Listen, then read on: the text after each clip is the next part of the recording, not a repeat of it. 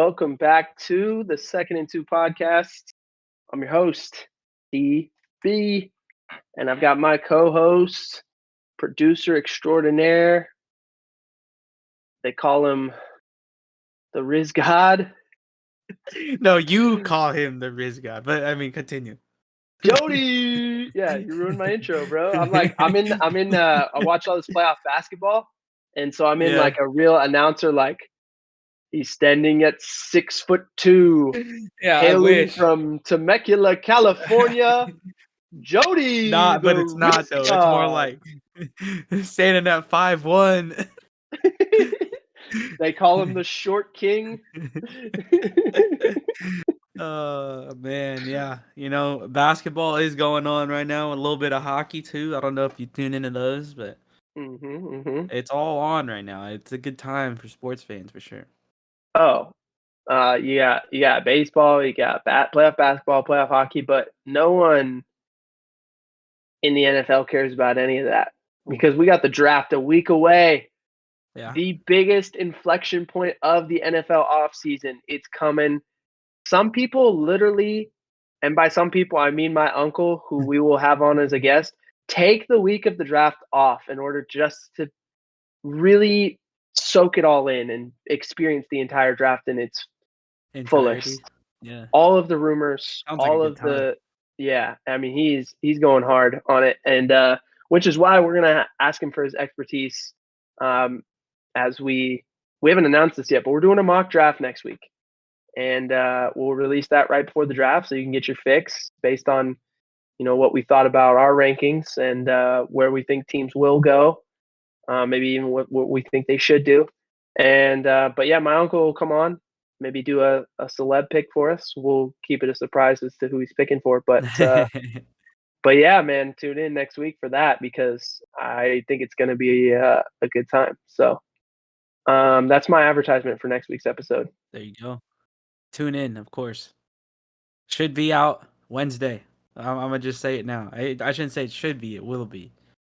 We already got it all worked out. But yeah, Sweet. did you want to get into these men, the quarterbacks, the possible future leaders of some team out there in the world? Possible future stars of America, like Yeah. the guys who are just inspected like a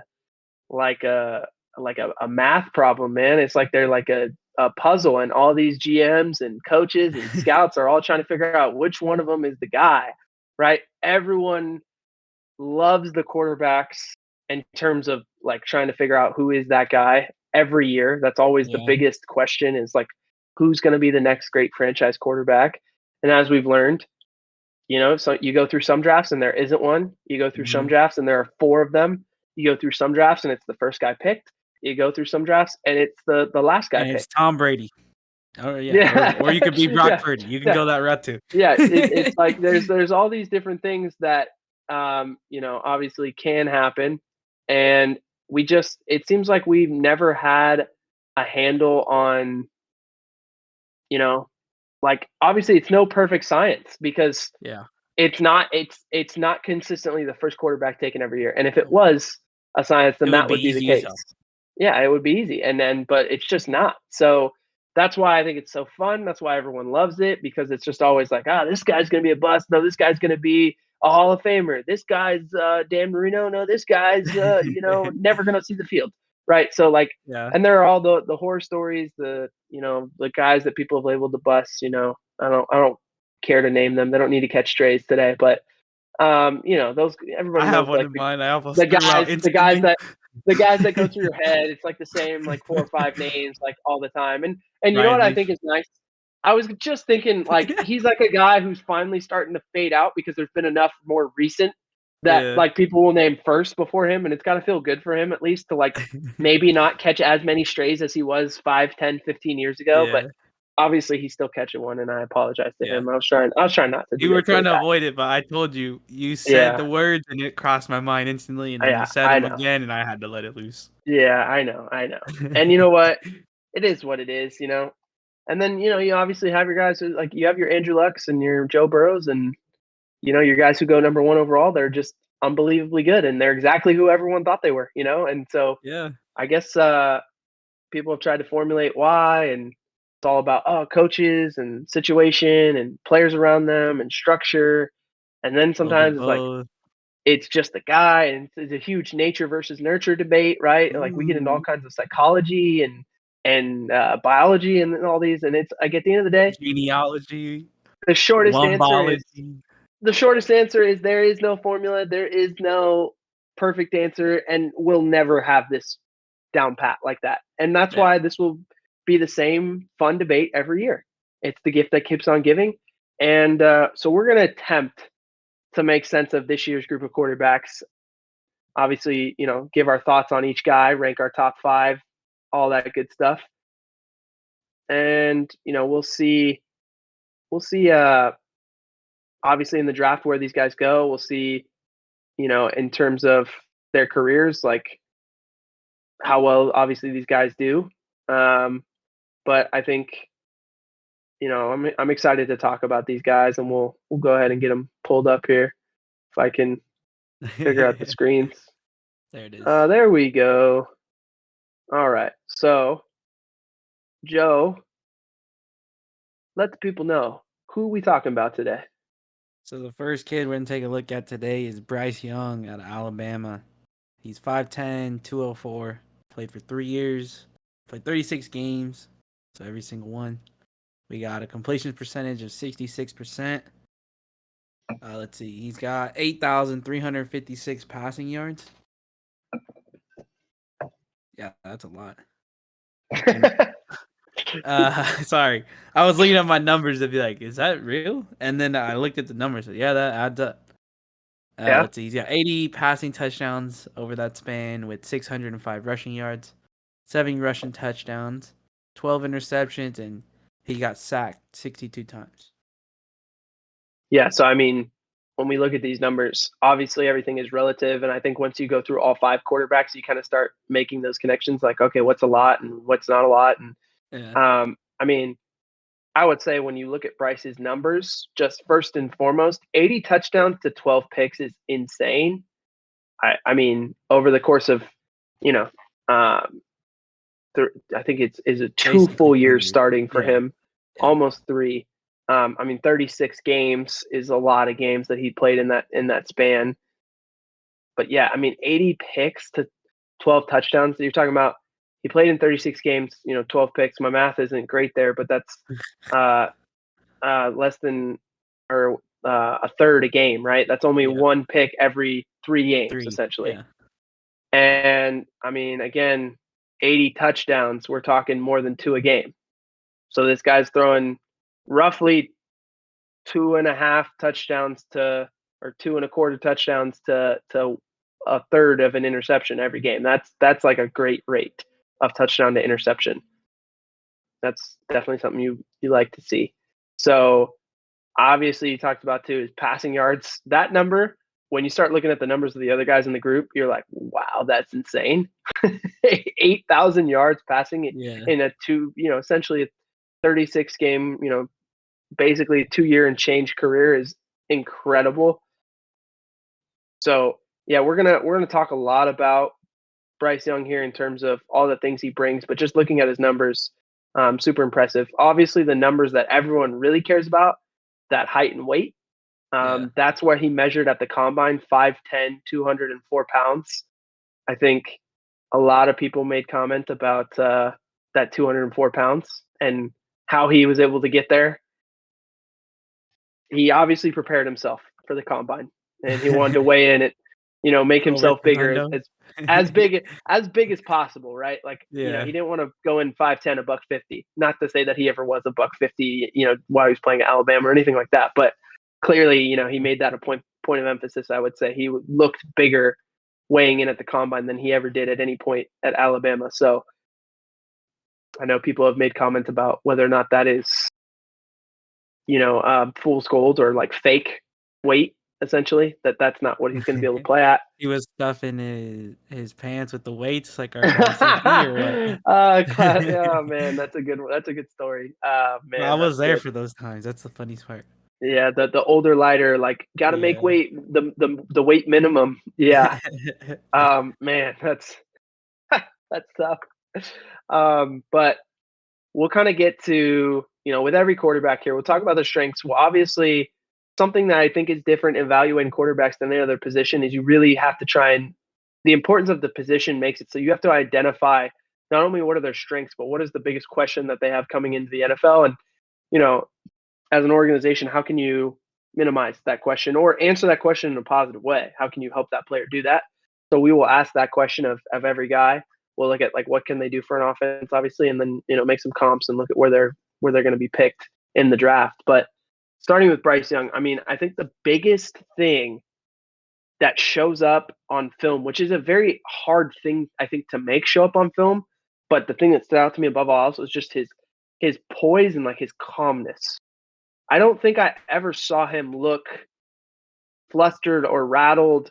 I don't think I ever saw him like yell at anybody or just like make a bad play because he was just like, get the ball out of my hands, right? I've got pressure. I'm just going to throw it away. I'm just going to do something with it, right? Which happens quite a bit to quarterbacks.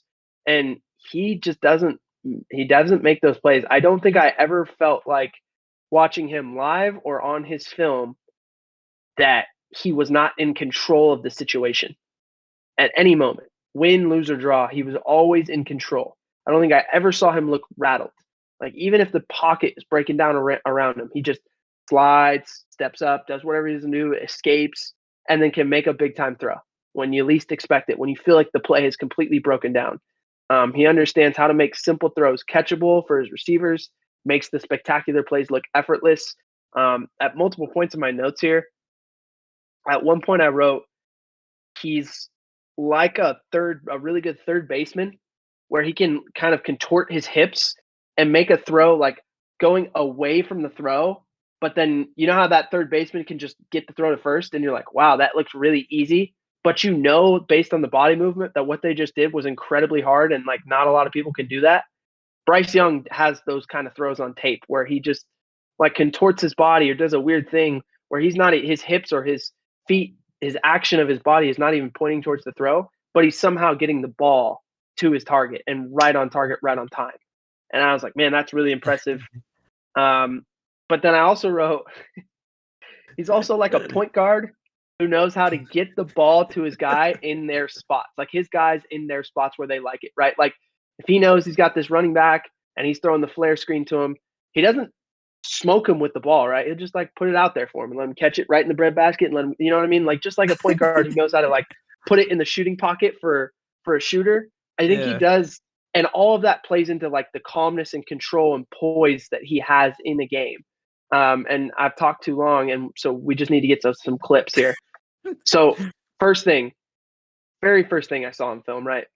This play against Texas, or this series of plays, was awesome. So they, we're in a battle against Texas this year. I know your boy Mitch is certainly probably not excited to watch this series of clips again because I'm sure it crushed him watching live, because it was like Bryce Young was incredible in that 2-minute drill down the stretch, and he did not have his best day. From a numbers standpoint, it was not his best day. But this is where you love a player like Bryce Young. He was clutch. Even when he wasn't having his best day, he came through and was in control in that 2-minute drill. So it's just a series of plays. These are all the plays as they happen in real time, right? He's got 1st and 10 from his own 25. All right, drive starter, gets the ball on the out route, picks up 8 yards, right? Go to the next play. Got a little pressure. Oh, gets it. See what I was talking about being that point guard, getting the ball to your guy in the right spot, right? He gets the ball to Jahmyr Gibbs, knows that guy's a playmaker. We obviously talked about his evaluation earlier in the year. Guy goes and picks up another 20 yards. It wasn't anything spectacular Bryce did. He just had control of the game, got the ball to his playmaker in the right spot, right? Okay, now we get to 1st and 10. Again, right on time, right on target, gives it to his guy where he can get out of bounds or close. I'm not sure if they ruled him out of bounds or not. Can't remember on this, but clearly gave his guy a shot, which I think, again, having that control and that poise in the 2-minute drill is so important. Now we get to 2nd and 5. Boom. All right. You're going to give me the out route. I'm going to take it. And now in a series of 4 plays, has Bryce Young done anything crazy spectacular? No, he's just taken exactly what's been given to him, and they're up the field 35 yards right now. You know what I'm saying? Like, just because he's just got the ball to his playmakers, giving him chances to either make plays or get out of bounds, stop the clock, and keep his offense rolling.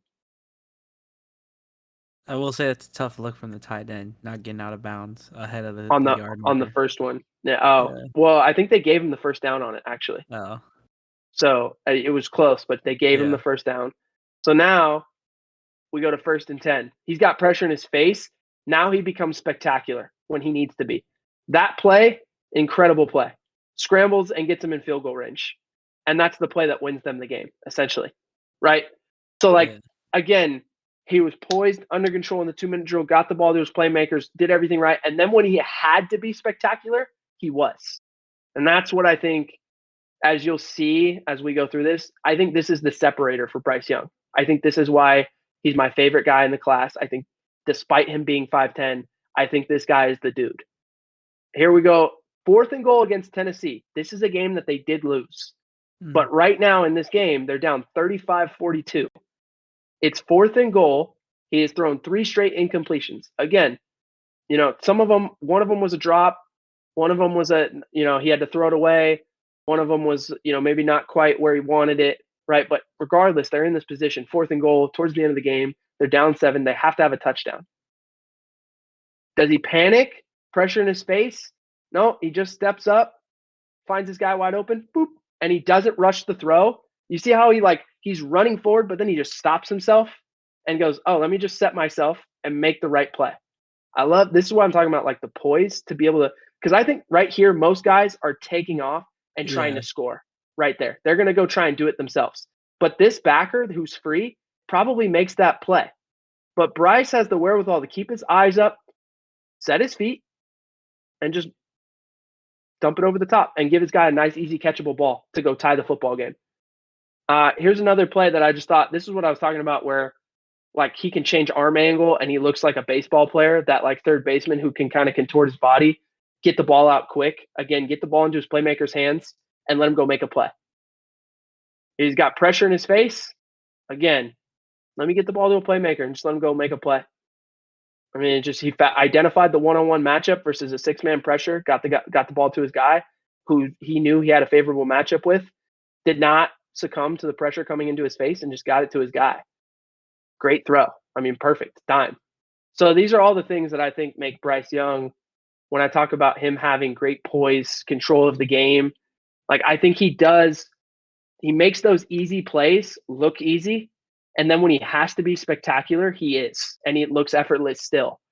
So I think that I was so impressed watching that film, because I came in thinking, I know Bryce Young is a good player, but man, he's 5'10". I don't know how I feel about his durability, his long-term staying power. What kind of player can he really be? And then you watch plays like that or series like that, and I was like, oof, I'm blown away by this guy. He's more than what has been advertised. He's really that good. The next thing, and before I get there, Joe, I know you got some thoughts. I can see it in your face right now. What are you thinking? Well, you're how do I put this?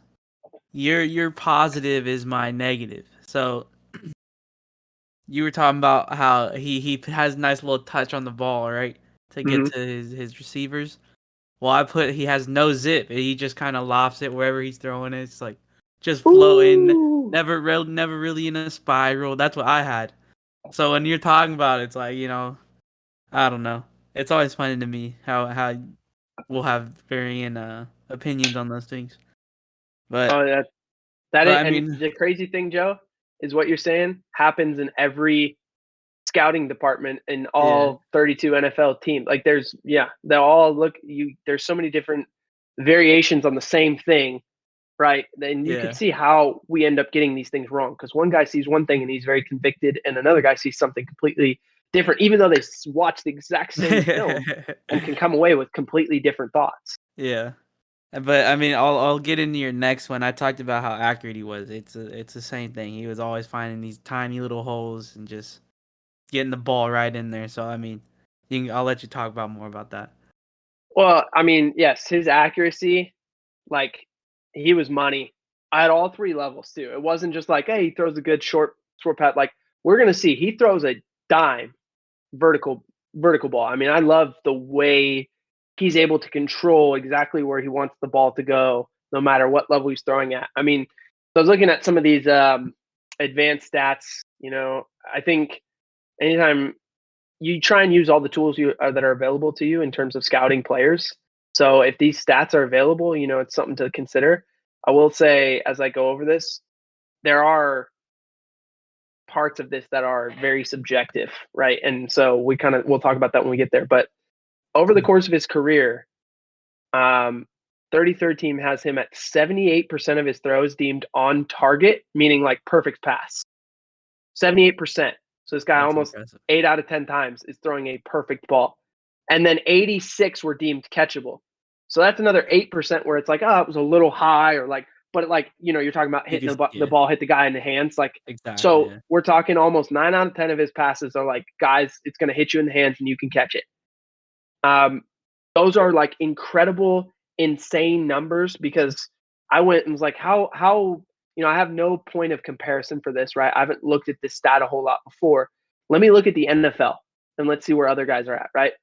Yeah. And Pat Mahomes has never had a year in the NFL where he was over 75% on target in his career, and he's never had a year over 83% catchable ball percentage. Wow. So his numbers in the NFL have never been what Bryce's numbers were this year, like even Pat's best year. Yeah. And now there were some other guys, to put some context on this stat and make it not seem like I'm being dishonest here. Like the guy who threw the most on target throws last year, I think, was like Daniel Jones, right? So like, okay. I think when you're looking at it, your depth of target should matter and things like that. Like Daniel Jones wasn't stretching the ball vertically a lot. Yeah. In the numbers, so it actually makes sense. Like a lot more of his throws were basically easier throws. So yeah, his are more on target, right? Pat Mahomes is throwing vertical bombs all the time. So yeah, maybe not all of it, what I'm saying? So there is some relevancy and some like, okay, we can't just take these numbers at face value and be like, whoa, Bryce Young is obviously a better passer than Pat Mahomes. Because I don't think anyone's sitting here telling you like Daniel Jones is a better quarterback than, or a more accurate quarterback than Patrick Mahomes, right? That's not the point I'm trying to make. But what I am trying to say is, if you look at these numbers, like, the guy is money. And I do think these things matter, despite like maybe with some of the flaws in the statistic itself. But I do think that as high as they are, that matters to me. And then when you turn on the film, it backs it up, right? It completely backs it up. So again, we're back to the Tennessee game here. He's got a 2nd and 13 situation. He's going to throw a vertical ball, and he just puts it, boom, right over that DB's helmet, gives this guy a chance to go make a play. And that's a 35-yard throw. Here's another one. He's going to step up as he's getting tackled, falling to the ground, dot. Yeah. Right into his receiver's hands. Now, guy was wide open, so I'm not saying it was like he had to throw it over a defender or anything, but like the fact that he's getting his leg, like he has no platform to throw from. That's all arms. His legs are not in that throw at all. Throws a complete dot. Right, here's another one. I'm going to fit it into a window before I even know it's open. I love the behind angle on this. You can see it, and I'll try and pause it right at that moment. Where, look at what he's looking at, right? I've got a corner outside leverage. I've got a backer getting into this hook drop, and I've got another safety who's looking here, but obviously Bryce is looking at this window. He knows this guy is here. So the window he has is like right in the SEC logo. And that's the only place he can put this. If he puts it anywhere else, that it's an interception or an incomplete pass, right? And where does he put that thing? Like right in that SEC logo. You know what I'm saying? I mean, it's a beautiful ball, and he throws it with such anticipation, puts it on the money. Now here's another one against Tennessee. This is probably the one that, like, I think I wrote in my notes, like, where did I write? Absolute dime to the slot, in the slot fade against Tennessee. Right here. You'll see it. It's coming up. Yeah, you can't hand it to him better. Like, I can't hand the football to that guy running that route better. You know what I'm saying? Like, dime. And so we saw it all 3 levels. And I think even the throw against LSU, I know you were like questioning, how much zip he's getting on the ball. I thought that throw did have some zip on it, right? I do think he has, despite being 5'10" and maybe being a smaller guy, I do think he can get a little zip and juice on that ball when he wants to. I just think he has a great understanding of when to do it and when he doesn't have to. So you don't see it all the time. And so I'm trying, I think I would caution, don't mistake not having zip on every throw for he can't do it. You know what I'm saying? And no, I mean the way I was thinking of it is more not necessarily like putting a laser on every throw, but I mean like just his ball. Like he's out. To me, they all look like Peyton Manning from like the Broncos, where they're just like a little wobbly. a little wobble in the spiral. Yeah, I got yeah, you. not I got you. necessarily like a pretty looking ball, but No. I got you. And I think there are some of there are definitely plenty of those on film, and that's actually a really valid question and a thing to ask. And that that'll get us to that big question we're going to ask here in a second that probably everybody already has asked themselves anyway. But the last thing with him is his awareness and mobility. I just thought he had great pocket awareness, understanding of being able to use his mobility. We've already seen in some of the other clips that I've shown displaying these other traits, you've already seen flashes of that, right? His ability to extend plays, scramble, become open field. Yeah, like he becomes a magician. He can keep a play alive, run when he needs to, right? I mean, especially in those clutch moments. That's when you really saw his mobility come alive, right? Like I said, the Tennessee play, he used that mobility to extend the play, tie the game. The Texas play, he used that mobility to get away from a free rusher, from a free hitter, get his team in field goal range to win the game. So I think you see even more examples of that here. Here he is against Tennessee. He had a day against Tennessee, man. Even though they lost, he was awesome. Yeah. This is a fun one. He's just gonna he's gonna keep this thing going for a minute. I'm gonna stop. I'm gonna come back. I'm gonna set my feet. I'm gonna just get it to my guy and let my guy go get 30. All right, here's another one in the red zone against Tennessee. Again, he doesn't like it. Scrambles to his left. Can throw off platform, running to his left and throw a dime into the end zone for a touchdown. Yep. And here it is from the behind angle, so you can kind of see what he saw, right? Sees this guy coming open, boom, hits him. Here it is against Texas. This is a fun one. Pump, step up. No, don't like it. Escape out the back door. All right, let me get it to my guy. Jahmyr Gibbs for the touchdown. This is really fun angle too. Step up. Don't like it. Escape back. Oh, I see it. Set my feet. Throw. And just, again, same thing. That calmness, that mobility, the accuracy. You see it all. Again, here it is against Tennessee. I can escape. That one is a fun one. Let you fly by, set my feet. Just like I did, just like as if I was in the pocket, set my feet. My shoulders are relaxed. I'm not throwing wild and crazy. I have set myself. I'm on platform. I'm making a throw. And I just think that's such a unique skill. There are so few guys who can do that ability to escape and get yourself set and make a great throw, or even not get yourself set, but have the ability to change platform, change arm angle off platform and make a throw. And he can do all of that. And that's what, to me, makes me feel comfortable saying this guy's special and he's different, because there aren't a lot of guys who can make those plays. There are plenty of guys, I think, who can run, and there are plenty of guys who can sit in the pocket and make the right throw when you need him to. But there aren't a lot of guys who can do all of the things that you see this guy do. And obviously, there are going to be some questions, and we'll get to that in a sec. But I did want to know, Joe, what was a standout game for Bryce Young? Was there one in particular for you? Yeah, I went with them playing Utah State. Now, don't pay no mind. It wasn't really a contest. It was 55-0. But he went 18 for 28 with 195 yards throwing, 5 touchdowns, and then 5 rushes, 100 yards, and a touchdown. Wow. Yeah, he tore him up, huh? In probably limited action. Probably didn't play the whole game there. 3 quarters maybe at the yeah. most. I don't think I actually watched that game live, so I couldn't tell you for sure how long he played. But, man, probably wasn't very long, I'm going to guess, based on the score. So that's that was slight work for him.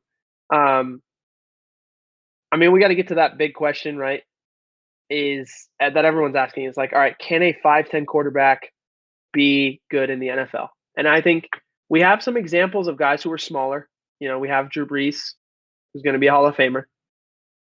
We have Kyler Murray, who is polarizing, yet was in a truly in the MVP conversation for one of the years of his career, and has been a guy who's got a big time second contract. So clearly certain people within the league think he's that guy,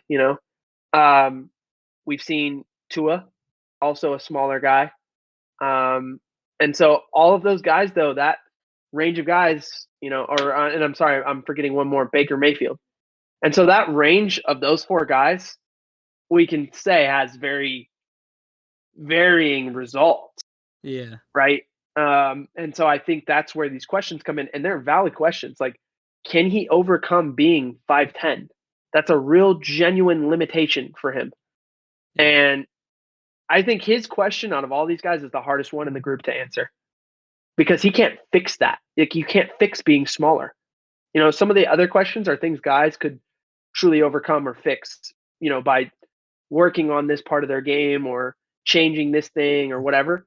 He cannot just suddenly grow, right? So I do think his question, while I trust in his ability maybe the most of this group, his question is also, to me, the hardest one, in that I don't know that it's an answerable question from Bryce Young's standpoint, other than just like, we got to go see him play games and see what happens. Yeah. Like, that's it. It comes down to staying healthy and just being able to see the field from the pocket. And I think shotgun. I think where, Drew Brees was very successful. Obviously, like I said, he was a Hall of Famer. I don't think Bryce Young is the same kind of player. We see Bryce Young, I think, extends plays a lot more effectively than Drew Brees, can throw from different platforms than Drew Brees could, is a lot more mobile, right? But similar in that they're smaller guys that play with great anticipation. And I think that's a big part of being smaller. You have to be able to see throws before they happen. You're not going to be able to stand over and watch things come open. Like, you're going to have to be able to see through and make plays with anticipation. Then you see a guy like Tua, and Tua has been really good when he's healthy, right? Yeah. In the right scheme and with Coach McDaniel, like, really good season. The problem is the guy got 3 concussions because he is a smaller guy. He took those hard hits, right? And they affected him. So there's another example of like, hey, when healthy, he's great, but when he, how often is he gonna be healthy? How long is his career gonna be? And then you also have the other parts of like Kyler Murray, similar deal. He's generally pretty good when he's healthy, but he's hurt a lot. And he also has some plays where you're like, maybe if he was a little taller, he would stay in the pocket and make that throw as opposed to bailing. And then you've also got Baker Mayfield, who's now on his 3rd team or 4th team in 2 years or whatever it is. And that's no shade to Baker. It's just reality, right? So we have varying answers to this question from other players. And so I do think no one will know. And anyone who tells you for sure they know is lying to themselves. So even I love Bryce Young. I can't tell you for sure he's the guy based on all that, right? What I do think is he's potentially a franchise quarterback that can lead an NFL team to real success. Like, I think he has all the traits on film that you see in the best NFL quarterbacks, right? Yeah. You should be able to provide stability, should be efficient, extend plays. You should be able to do all those things for an offense.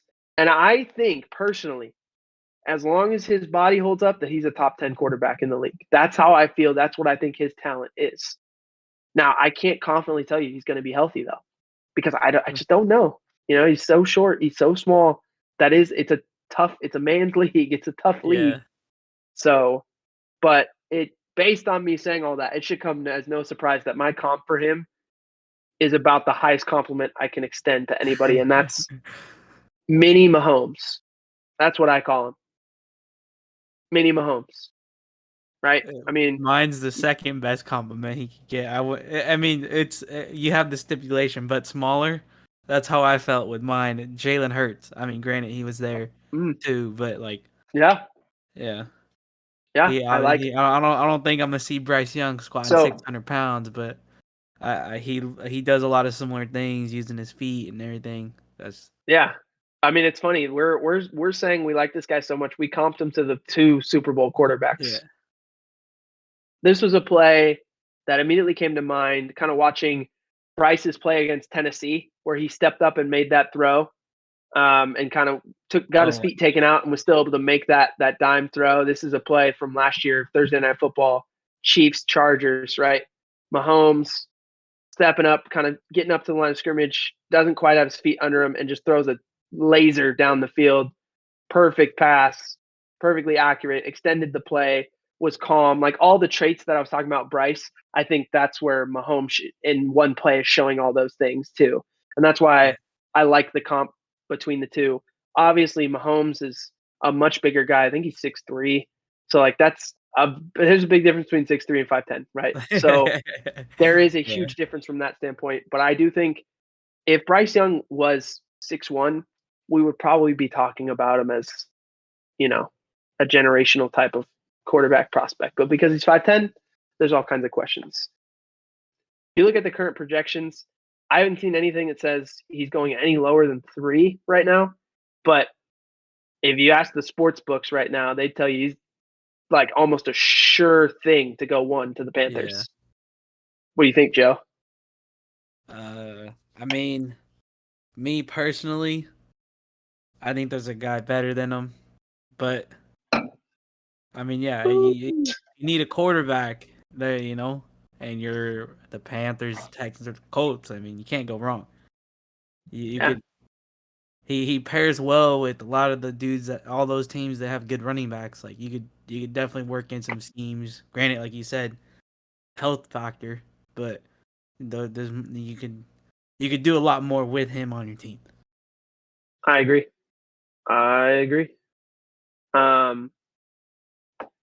So I guess we'll move it on to our next guy, and who might that be?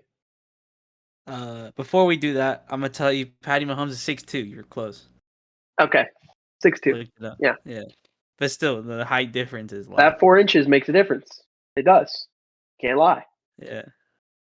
So yeah, the next guy we're looking at is gonna be C.J. Stroud out of Ohio State. He's 6'3", 214. Oh, sorry. Before we get into this too, a lot of these dudes, first off, didn't really do anything with the combine besides throw. Yeah, I figured. And so the only stat I found for him, he ran a 40 somewhere. He ran a 4.52. Pretty good, actually. I'm surprised. That's actually faster than I expect. Wow, 4.52.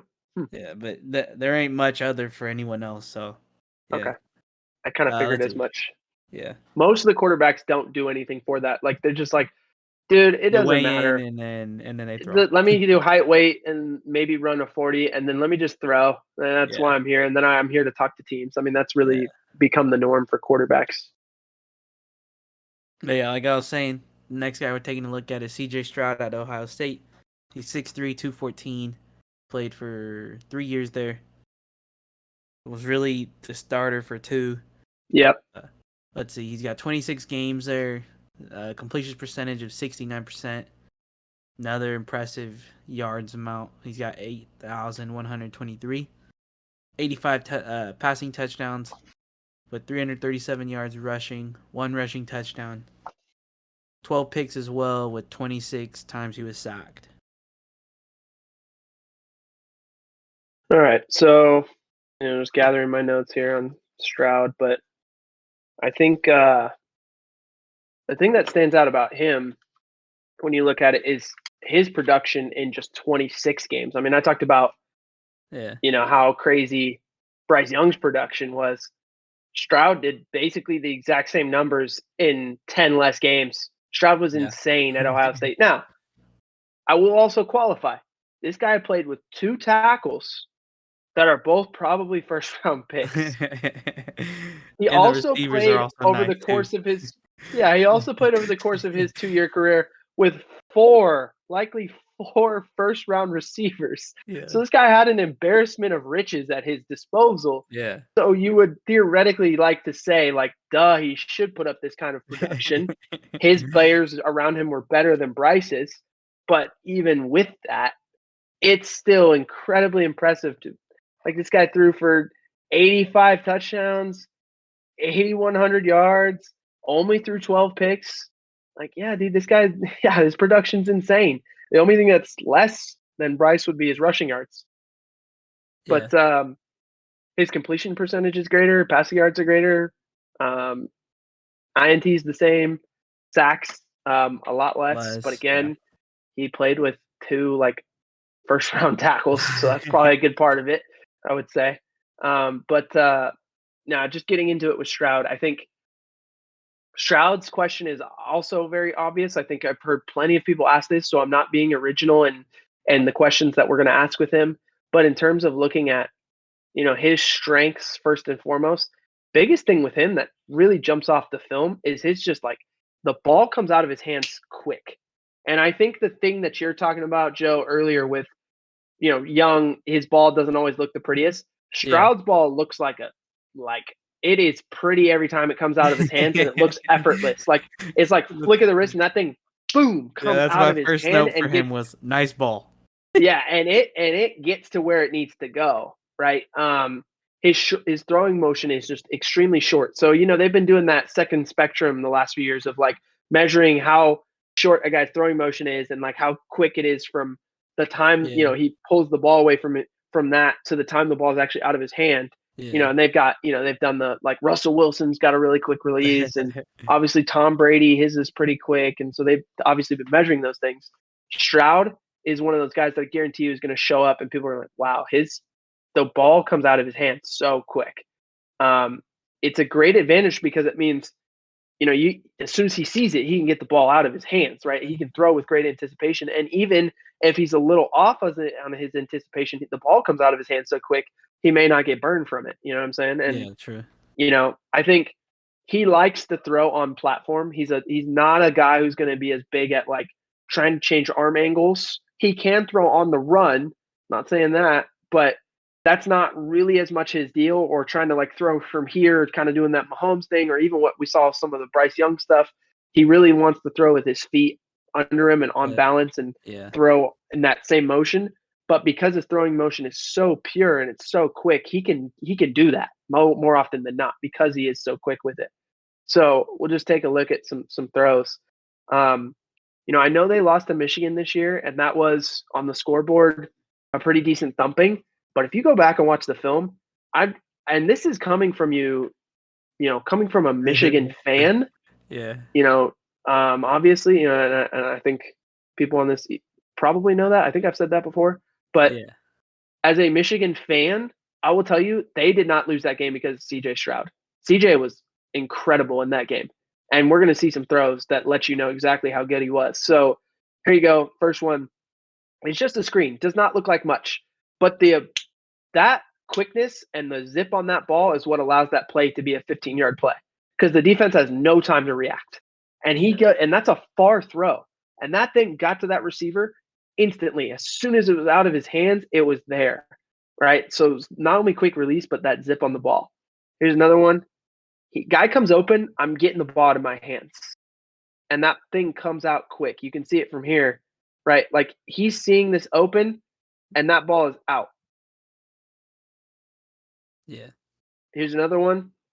Tighter window, but because he's got that quick release, he can fit it in that tight window.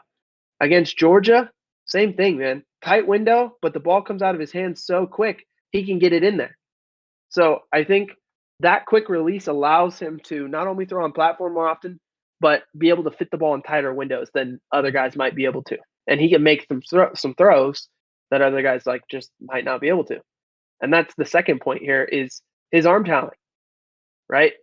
Whether he's throwing the ball with zip from the hash to the opposite numbers, or he's layering a ball like over a backer under a safety, right? Or he's just throwing a perfect vertical ball over that outside shoulder, like whatever it Yeah. is, he's consistent. He's very consistent. He has great arm talent. He can make, they say that all the time. He can make every throw.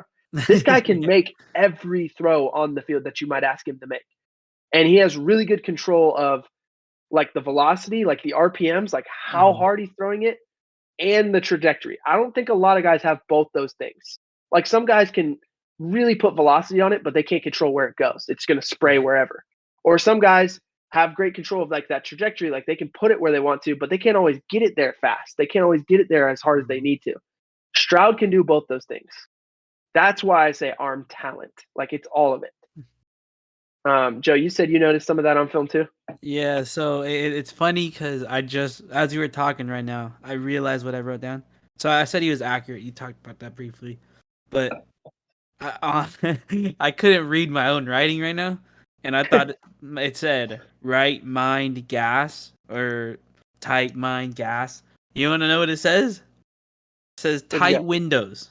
That's what Yeah, I wrote down, and that's exactly what you're talking about right now. Is yeah, just yeah, being able to fit the ball where he needs to, and yeah, so he probably saw my face, be like, "Oh, look, the Joe just knows something right now," and yeah, that's yeah. exactly. I realized what I wrote down, and it actually ties in what you're talking about. I love it. I love that you let us behind the curtain inside the mind of Jody for a little bit there. That was Yeah, awesome. because I couldn't read my own writing. But you got to also take into Happens to the account best of us. like the paper, right? The where I tried to fit it, it was literally the edge. So it's like you're trying to scribble in a couple letters, and so that's part of the reason why I didn't know what I wrote. Yeah, yeah. So next thing we got, or actually, we got to watch the film here. I forgot. I haven't even shown the film to back up what I'm saying here. So here he is against Notre Dame. All right. So I just want to take account, start this thing over. Look where he is. He's on the hash. And I think most people would say, oh, that's a 7-yard throw, right? But we got to Kind account. of. Nah, see, that's from the Travel opposite hash. distances. Yeah, that. So if you take into account the angle of the throw, and then from hash to hash, the field's cut into thirds, 17.8 yards. Then from hash to numbers, and in college it's a little shorter than high school. I know in high school it's 17.8. I think in college the hashes are a little bit closer together. So it's a little bit closer to the middle of the field, but regardless, we're talking like a throw that goes from one hash to the opposite, top of the numbers. Yeah. And that's not like a lazy throw. He had to fit that in there because this guy's trying to undercut it. So he zipped that into his guy, and his receiver's able to go score. That was Emeka Ibuka was caught that thing on the run because of how much zip he put on this ball, right? So again, just taking note of this throw is more Yeah, like a that's far. 30-yard throw. And he had to do it. Look at this guy is not a slow guy. That corner for Notre Dame, I guarantee you, is not a bad player. That guy's trying to undercut it because most of the time he's able to make that play, 9 times out of 10. But the 10th time here was because C.J. Stroud's arm talent is so ridiculous. Here's against Michigan, backpedaling. You've got to be kidding me. This guy's backpedaling and puts it on a rope with no feet under him, right on the sideline. Back shoulder, I mean. Yeah, right on the sideline for Marvin Harrison Jr. Now, Marvin Harrison Jr., great catch, but I'm going to be honest. Stroud gave it to him in the only place he could catch it and where the defender couldn't get to it. That's DJ Turner, who's going to be like a 3rd or 4th round pick at corner, right? Like, that's not like he's not picking on a bad player. Like, that's an unbelievable throw while he's backpedaling. It's insane. Here's against Notre Dame again. Now he's just going to layer a throw in there, right? He's just going to throw one in. Here's another one against Michigan. The corner ball? Come on, man. Come on. Come on. That throw is insane. He throws it over the corner, who's in perfect position, but under the safety, doesn't give the safety any kind of play to make. That's a dime. I'm telling you, I don't know what Ohio State fans think or whatever. I'm just telling you right now, you watch this film, CJ Stroud did not lose them that game. He was incredible. Here's another one, again, against Michigan, right down the pipe. Look at that. Look at that throw. Here's another one, Georgia.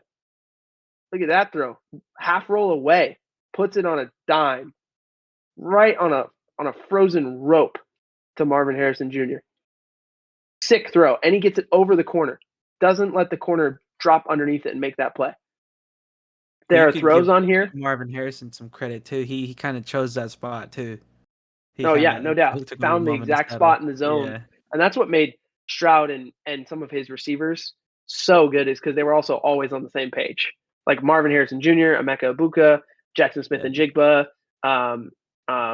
Chris Olave, Garrett Wilson, like all these guys that he played with, incredible players at receiver. So it made Stroud's job easy because he knew he can put it in spots where his guys will go get it. And so I think that gave Stroud a lot of confidence to make throws that, quite frankly, sometimes you just have no business making, and he was making them. And he was putting it out on the table like, boom, I can make that throw.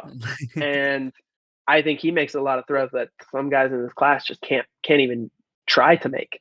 So, his arm talent is off the charts. Was there? I think I have a feeling I know which game you're going to talk to us about, Joe, but I'm going to let you kind of throw that one out there. Which one were you thinking? Because I'm gonna I say think you're going to talk probably about the Peach Bowl against Georgia because he was insane in that game. no. Ooh, I maybe not. actually. So I think that one had a chance to win, Okay. but I went with completion percentage. I didn't write it down, but the Ooh. numbers will tell you where my mind was. So they were playing Michigan State. They won 49-20. He Oh, yeah, went that was 21 for slacking. 26, 361, 6 touchdowns and a pick. Oh yeah, I remember that game. He was they were just throwing bombs, haymakers on like every play against Michigan State. They jumped out to a lead so quick in that game. I do remember that. Yeah, he was awesome. I will say that he completely rose to the game, the occasion in the playoff game against Georgia. That game was the moment where I was like, dude, I think Stroud might be the best quarterback in the class. I really did come into the film study thinking he was the best guy because of that game specifically, because he answered so many questions, and we'll get there in a second. But the last truly big time strength for him, deep ball accuracy. I think he throws the best deep ball of anyone in the class. He basically always gives his receivers a chance to make a play based on where he's able to put it. So here's that Georgia game I was talking about. He's going to extend the play a little bit and find his guy Marvin Harrison Jr. in the back of the end zone. Boom. Puts it right where he needs to. Did you want Great the deep stats ball. from this game? Yeah, go ahead and give it to us right now as we watch Marvin Harrison Jr. celebrate a tutty. So he went 23 for 34. Let's see, 348 yards with 4 touchdowns. Yeah, dude. Against that Georgia defense? Yeah. Come on, no one did that to them all year for 2 years. And we talking they about only some of the lost by other guys. 1 too. Basically, every other guy in this quarterback class got that chance to do that and wasn't able to. You really think about it. Not like that, not the way Stroud did it. So here he is from the behind angle. And this is great because you can kind of see the scramble drill and how it unfolds. But you can see, kind of steps up, scans the field, doesn't get anything that he likes. He sees that matchup. I'm going to escape. Hey, just go. I got you. I'm going to put it where only you can go get it. And he does. Here's another one in the pocket. Just beautiful layered throw over to the receiver. Everyone's favorite 7-on-7 concept. They ran the double smash and the running back right up the pipe. Got the great matchup with the backer. Nice. Yeah, it was pretty sweet. Here's a little half roll, but then I'm going to throw it back. You can tell they like those plays in this game. Boom. Hits it right on the money. And then this one is just pure, just a dime. Golly. I need more vocabulary to describe perfect throws, but dime and dot are getting money excessive. Is mine. Yeah. I mean, look at this. But look where he puts it. Like, you can really see it from this angle. Yeah. It's crazy. perfect. It's perfect. The only thing you can say is like, man, accurate. Like, it's great. So I think the biggest question though, when it comes to Stroud is, how does he respond to pressure? And I think the question is less, when we talk about NFL pressures, it's not like a philosophical, like psychological thing as much as it is literally physical. Like, when teams brought pressure in his face and he was forced to move in college, he was less accurate and he was less effective. And there's a big question as to whether he'll be gun shy when he has pressure in his face and if he can be accurate on the move while playing off schedule. Because if you let him sit there and play on schedule, he's fantastic. And at Ohio State, 9 times out of 10, he was able to play that way because he had 2 first-round tackles. Yeah. But in those 2 losses to Michigan and the loss to Georgia, those teams were able to create pressure because they had guys who were good enough to challenge their tackles, right? And make Stroud move. So now I will tell you, he was much better in that Georgia game than he had done in anything prior in terms of being able to move, playoff schedule, make throws, while guys are coming at him. He really answered some questions in that Georgia game that made me say, okay, I see it. I see that there's something there that will allow him to be that kind of player.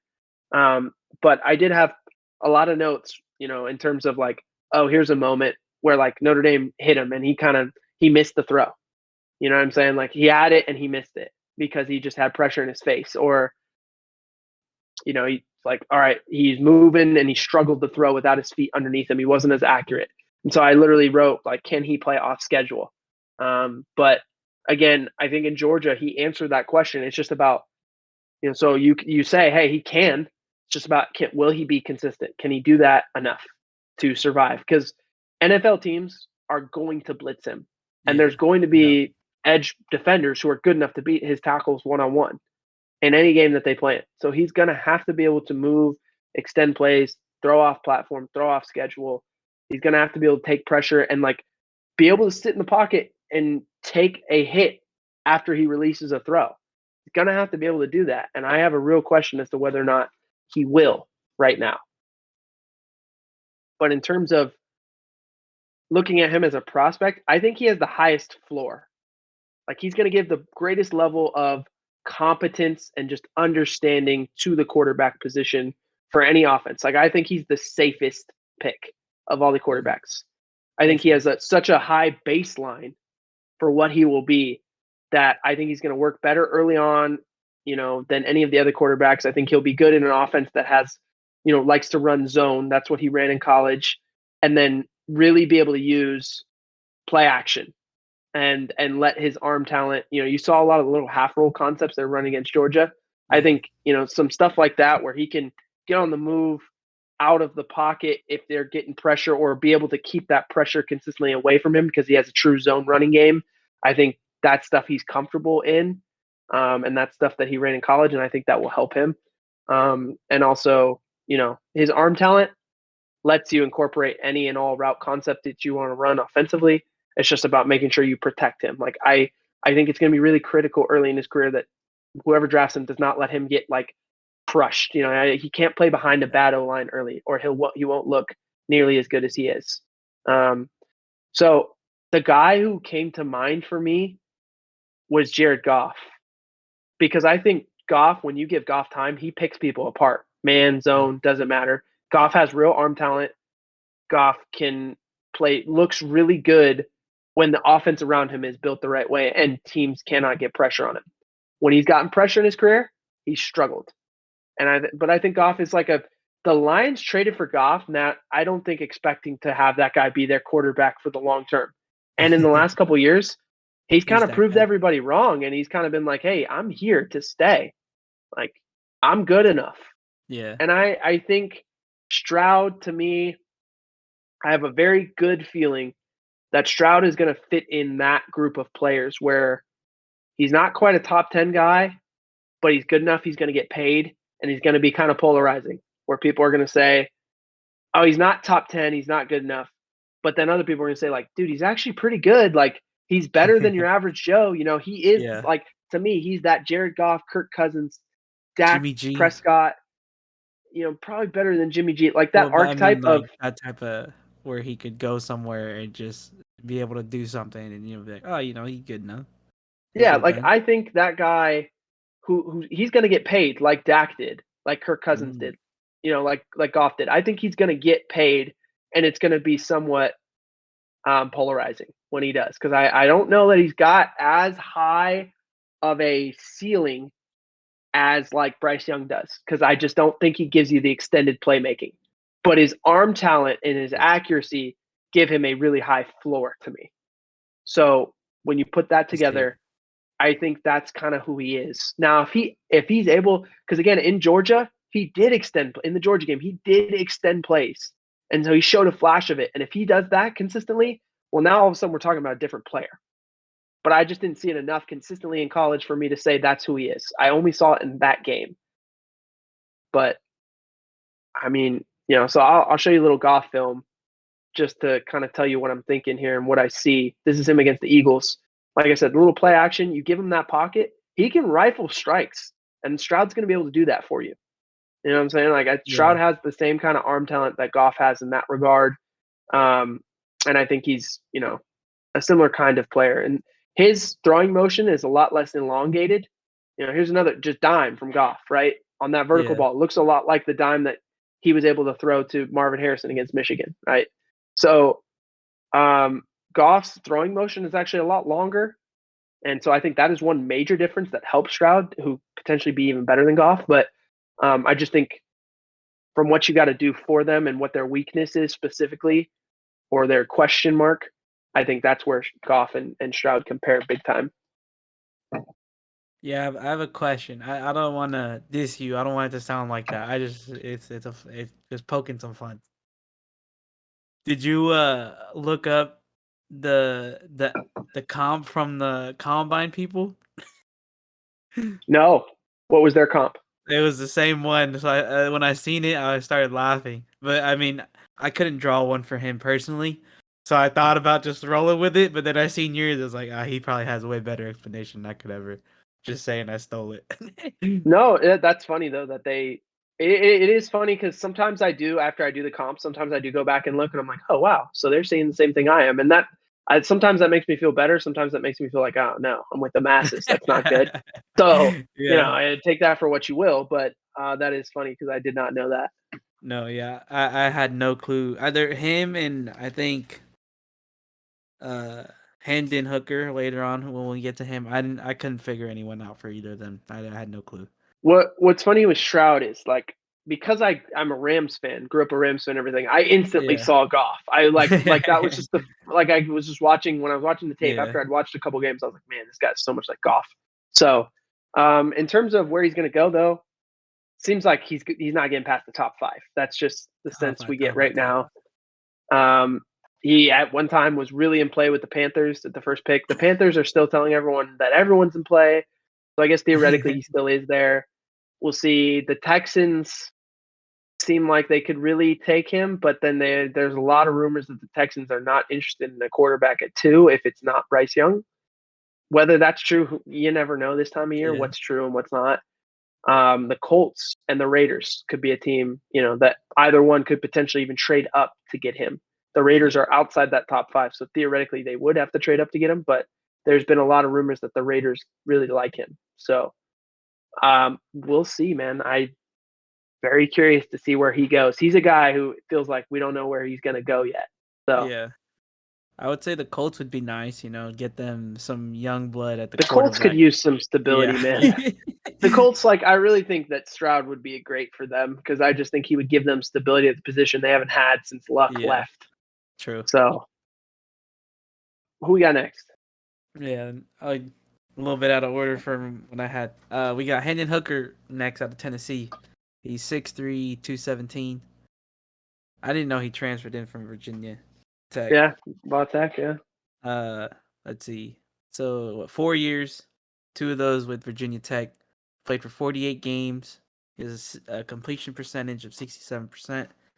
He's got almost 9,000 yards passing. He's got 8,975. 80 passing touchdowns. I didn't know he had that many rushing yards either. He has 2,600 rushing yards with 25 rushing touchdowns, 12 picks, and 93 sacks on him. Everyone's got 12 picks. It's just a sweet number right there. It's the sweet spot, apparently. Yeah. That's funny. Well, when I look at Hooker, like I said, just getting the notes together here, I think the biggest thing that stood out, one, he's a little bit older, played a little more years in college, played at 2 different spots in college. So I think there's a maturity factor to him that stands out. I'm not to say that the other guys are immature because I think the whole group is actually really mature in comparison to some previous quarterback classes that we've had before, but yeah. I do think it's certainly exemplified in him. Threw for almost 9,000 yards in college. Of course, a lot more games than the last 2 guys that we talked about. But 80 passing touchdowns, 12 picks. The numbers are all the same, but then the biggest thing that ends up standing out is the 2,600 rushing yards. That's a big deal, and 25 rushing touchdowns. So, guy was able to run for a lot of yards, right? Yeah. Which made a real difference. Anyway, we're looking at his strengths. So the first thing, I thought his arm strength surprised me. I'm not going to lie. I watched a decent amount of Hendon Hooker in college. Did not remember thinking, wow, this guy can rip it. But when you watch him in film, he rips one. There's one, he throws a 65-yard bomb versus Alabama. That thing literally goes 65 yards in the air. He was really good at hitting I like was the tracking that hitch. too when I was watching it. I was like, that's like 55 right there. No, that thing was 65. I mean, Yeah. that was a rocket. And then he was really good at hitting the hitch and the comeback routes outside the numbers from like the opposite hash. I mean, a lot like what we kind of talked about with Stroud too. Yeah. But just and then he could throw those lasers down the seam. Like he has a cannon that can just fire all over the field. So you look at this, like I think this is the Alabama play I'm talking about, right? Like you look, he launches that thing from behind Like 50, 45. 45, 40, 35-yard line. That is the behind the 35-yard line. And look at where this ball is caught. At the 10. Like just after the 10. That's it. That's a longer than 65-yard throw. That's crazy.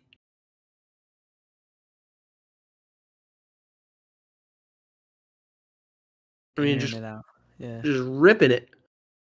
Or maybe my math a little bit off. It might be 50. You're right. It might be like 55, almost 60. Whatever. You know, we'll call it 65 just to hype him up. But like, he rips that throw, dude. And here's another one. Vertical, like this is caught out of bounds, but dude, he ripped that throw too from the hash to the opposite sideline. Here's another one from South Carolina State or South Carolina. Rips the comeback to the opposite bottom of the numbers from the hash, man. It's a long throw. Yeah. There he is right here. Doesn't really have his legs, feeling pressure. Rips that throw in there to Jalen Hyatt. Another one against Alabama. Vertical, just shot ball. I mean, like I said, these are all just throws where I'm like, man, this guy's got a cannon. Like he's firing all over the field.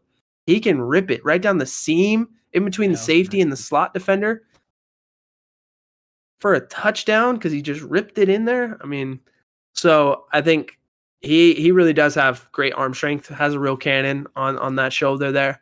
And then when I looked at him, the other thing for him, and like a big part of the Tennessee offense was quick game. And by quick game, I mean like 3-step drops, like slants, hitches, quick outs, all that stuff. Those are all quick game. And their offense was like monotonously full of quick game.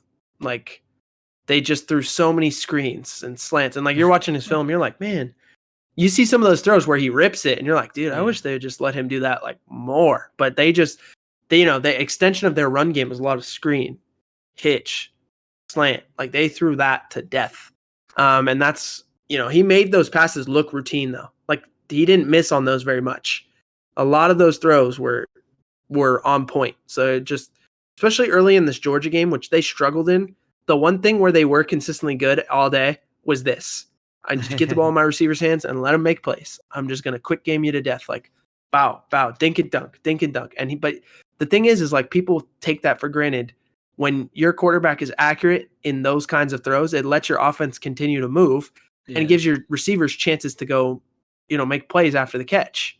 Right. So he just quick game Georgia like crazy. Even though they struggled in that game, he was great at just getting the ball in his receiver's hands, letting him go make a play, being very accurate with that quick game, which is harder, I think, than people, realize. Yes.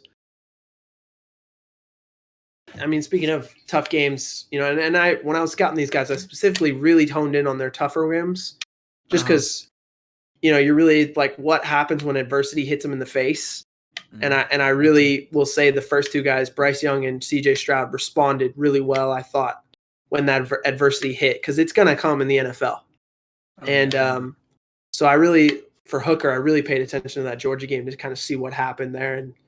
And I will say that his quick game accuracy did not go anywhere in that game. Now, some of the other stuff wasn't as good, but was there, a really good game for Hooker that you thought stood out? Yeah, so we've seen a lot of the plays from it already. It was the Bama game. They won 52-49.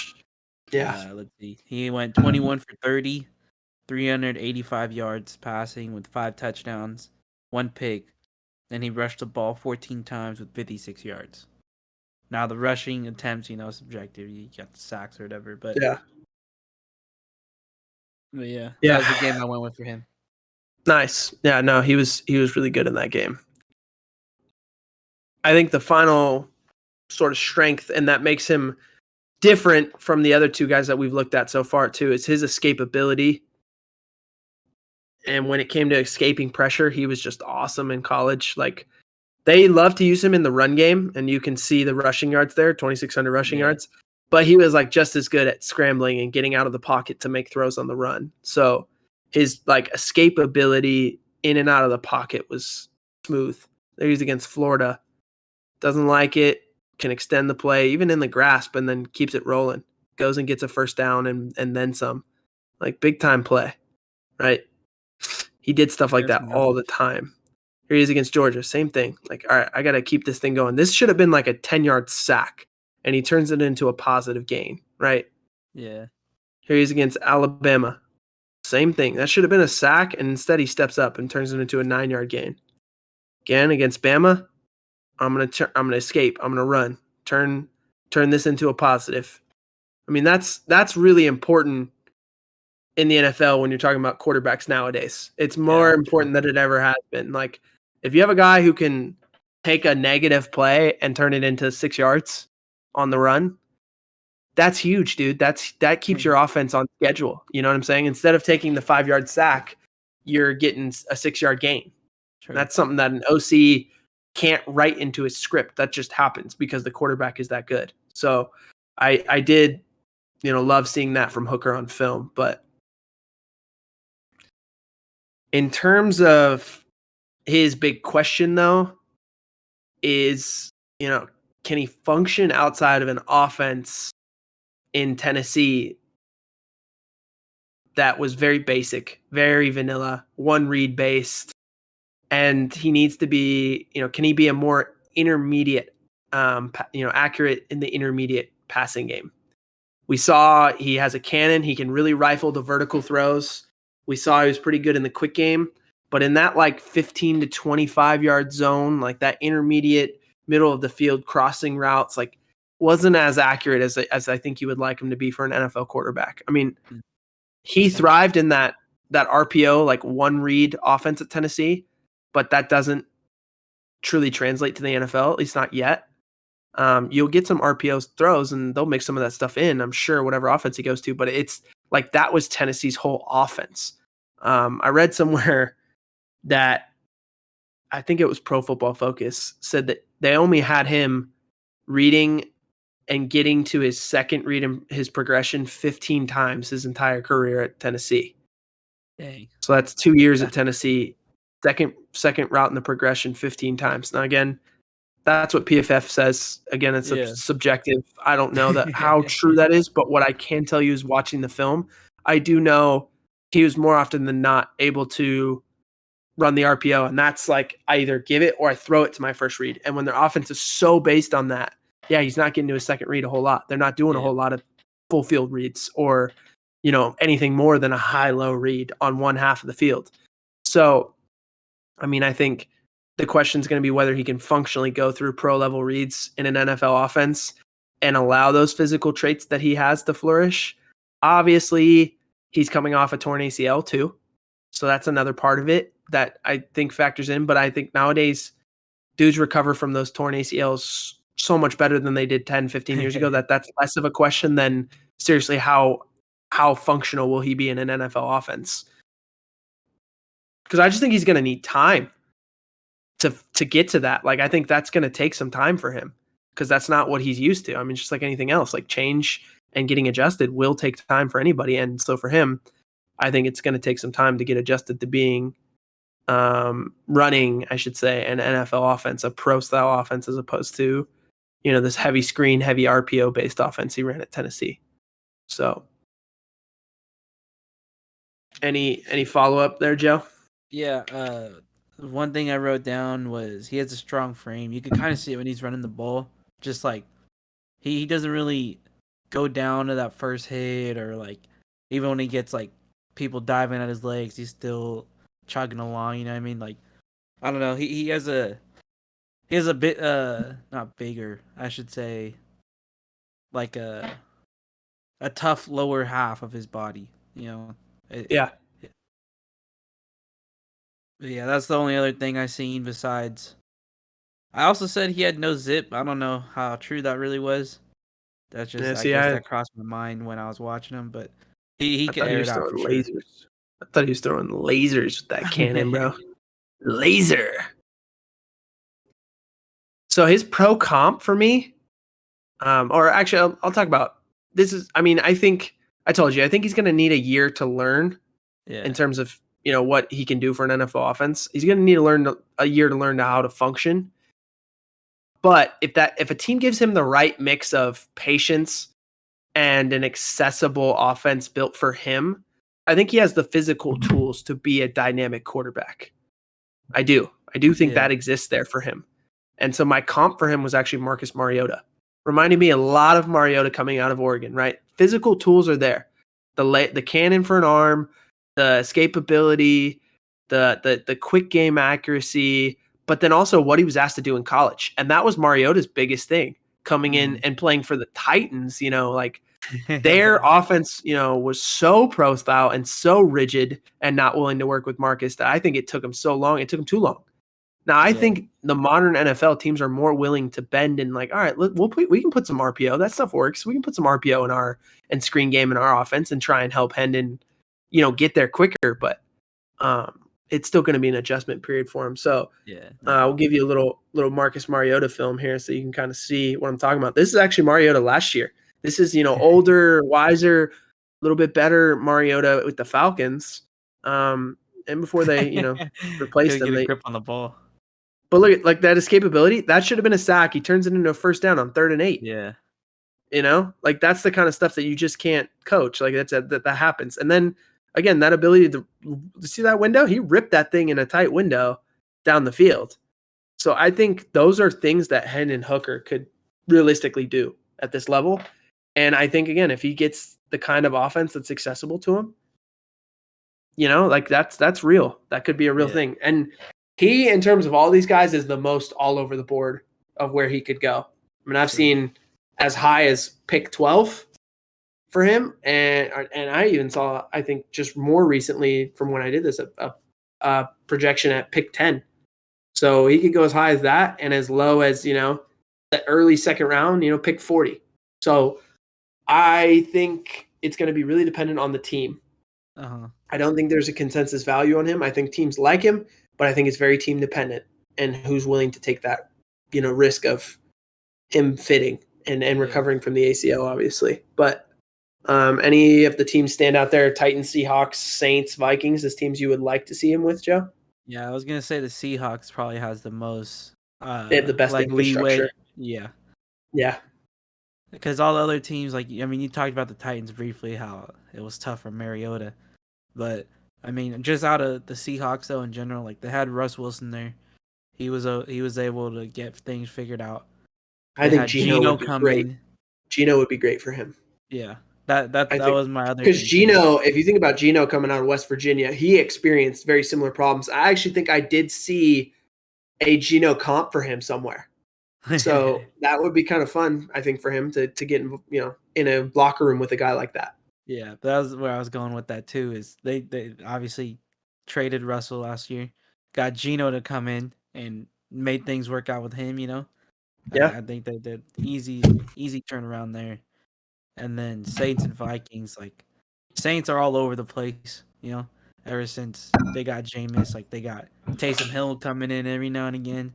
And I'd say the Vikings are probably just set on Kirk. I don't know who their backup is, but yeah, seems like that's the option there, So, Kirk's in the last year of his contract, and they haven't signed him to a new one. So people are speculating there. I think that's why the thought might be Hendon Hooker would be a good one because there's a year for him to wait while Kirk finishes out his contract, and then they hand the keys to Hendon Hooker going into 24. So we'll see.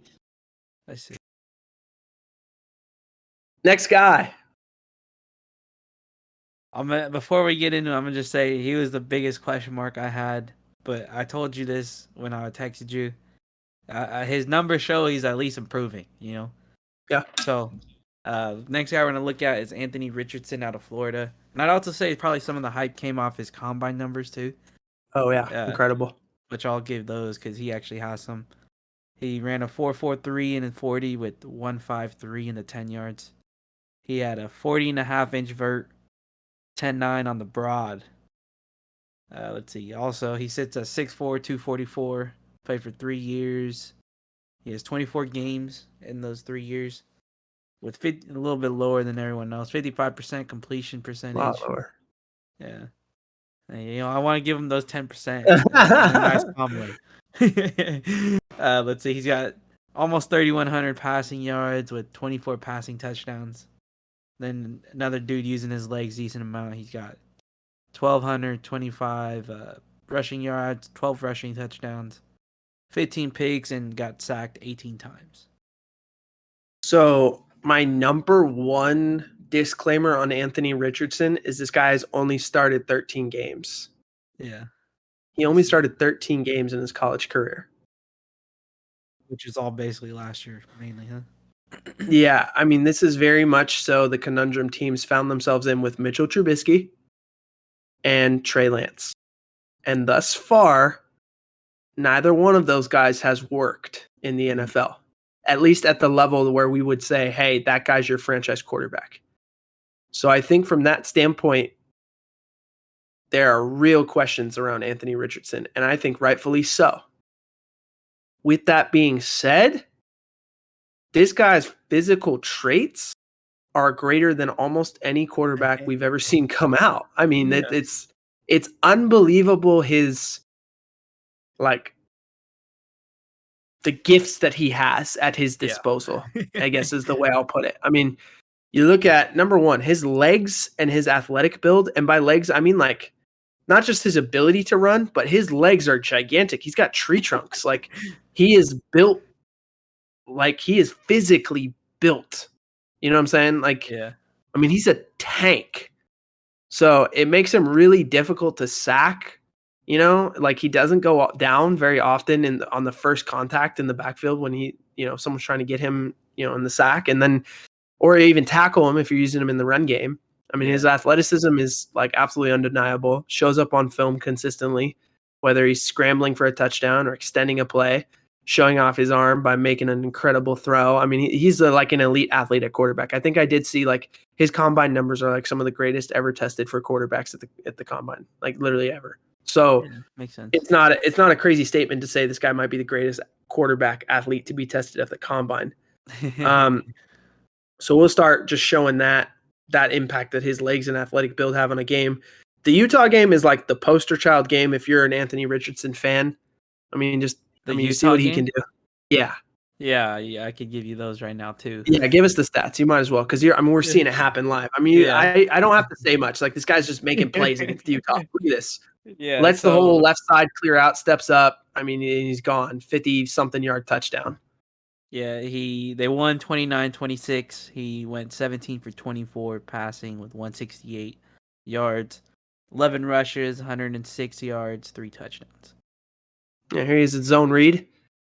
And this is against Pac-12 champion Utah, right? And now, again, beginning of the year, but this was the Pac-12 champ. I mean, this is not against the slouch. Look at this. Yeah. Come on, Joe. Come on, Joe. He okey-doked him.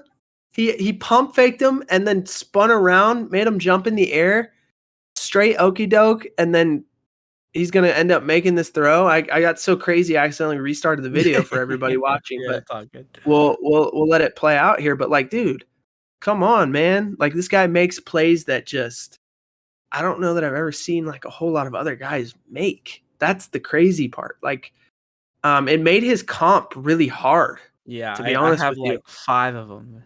Yeah, no, there's a bunch of guys, like, that's why I said you're gonna see it when we talk here. But I don't want to overstate this play here. Like, pump, spin, make a guy miss, make another guy miss. Now make a throw to the guy standing wide open in the back of the end zone because no one thought I was gonna be able to make that play. Yeah. No, look at this. Look at that athleticism in the pocket. Don't tell me Anthony Richardson can't play from the pocket either, because he can. Look at that. That's evident. Look at that. That's evidence right there. Run. And yeah, great run after the catch by the receiver too. But, like, step up, step left, right, written down as well. Right. Get it to my guy. Ripped it. And I was having a hard time deciding between the two. Look at this against Utah again. Come on, man. Come on. Yeah, he caught him a little short. Look at this. I'm gonna make you miss. Nah, you ain't got me. I'm gonna go and get it, and then I'll slide too. I'll be smart. And this is the last one. This is the capper against LSU, right? Everyone's seen this clip. If you don't know what play I'm talking about with LSU, just look up Anthony Richardson versus LSU. Breaks like 12 tackles on his way to the end zone. It's almost like beast mode Marshawn Lynch style, like crazy. So yeah, Joe, give us his numbers against who was it that you were saying? It was Utah? Tennessee. Tennessee, yeah, give us those two. So they lost 38-33. He went 24 of 44. He had 453 passing yards with 2 touchdowns, 1 pick, 17 rushes, 62 yards, 2 touchdowns. Yeah. I mean, I think the other thing that I wrote down here is he plays really hard. He's you can tell he's a fierce competitor at quarterback, which I love. Yeah. That will factor into like when we talk about my comp here later, or comps, I should say. I've got so many of them at this point. Yeah, I got a lot. The next thing, his arm strength, like he puts real zip on throws, which allowed him to fit some balls into tighter windows. He's really good at making the intermediate throws over the middle, or quick game outside the numbers because of that arm strength. So here you go. You get to see again some more Utah tape. Look at that throw. Zipped it to him. Right. Here's another throw against Utah. Again, zips that ball in there. He has really awesome arm strength. I mean, like I said, a lot like Hendon Hooker. He's got that cannon just attached to him. Yeah, he's against Tennessee. Oh, look at that throw. Put that in a window, didn't he? Look at it from here. Look at that window. That's here. And this guy coming down, like, poof. Another one against Utah. Rips that throw, too. Like, that's the thing. He didn't just kill Utah running. Yeah, we might as well just watch the Utah game because it's just a straight highlight reel for him. He killed Utah, man. He was incredible in that game here. I mean, another Utah play. And these are not just like he's running, he's being an athlete. Like, dude, he's ripping throws from the pocket. I wrote down here, like he actually does go through some progressions at times, and like more than Hendon Hooker, definitely, right? If you're comparing apples to apples there. Here's another throw. Look at that. That's pretty. That's a pretty ball. Right in the bread basket, dude. Yeah. So I just think his arm strength, it's there. He's a fierce competitor. I love that about him. He's got that legs and athletic build. And then the last thing that you kind of already seen a little bit of is that pocket movement. Yeah. Despite being a guy who can escape and run, he actually had really good pocket movement. He was able to keep his feet so he could make some throws on platform. And I think the thing I love the most about him is he's a guy who likes to climb and get forward in the pocket rather than just trying to escape out the back door all the time. Because that was a thing that you see from a lot of guys, especially 10, 15 years ago, why coaches did not like those like scrambling quarterbacks, because they run out the back door all the time. They don't climb the pocket, right? And he does. He climbs. He keeps his eyes downfield.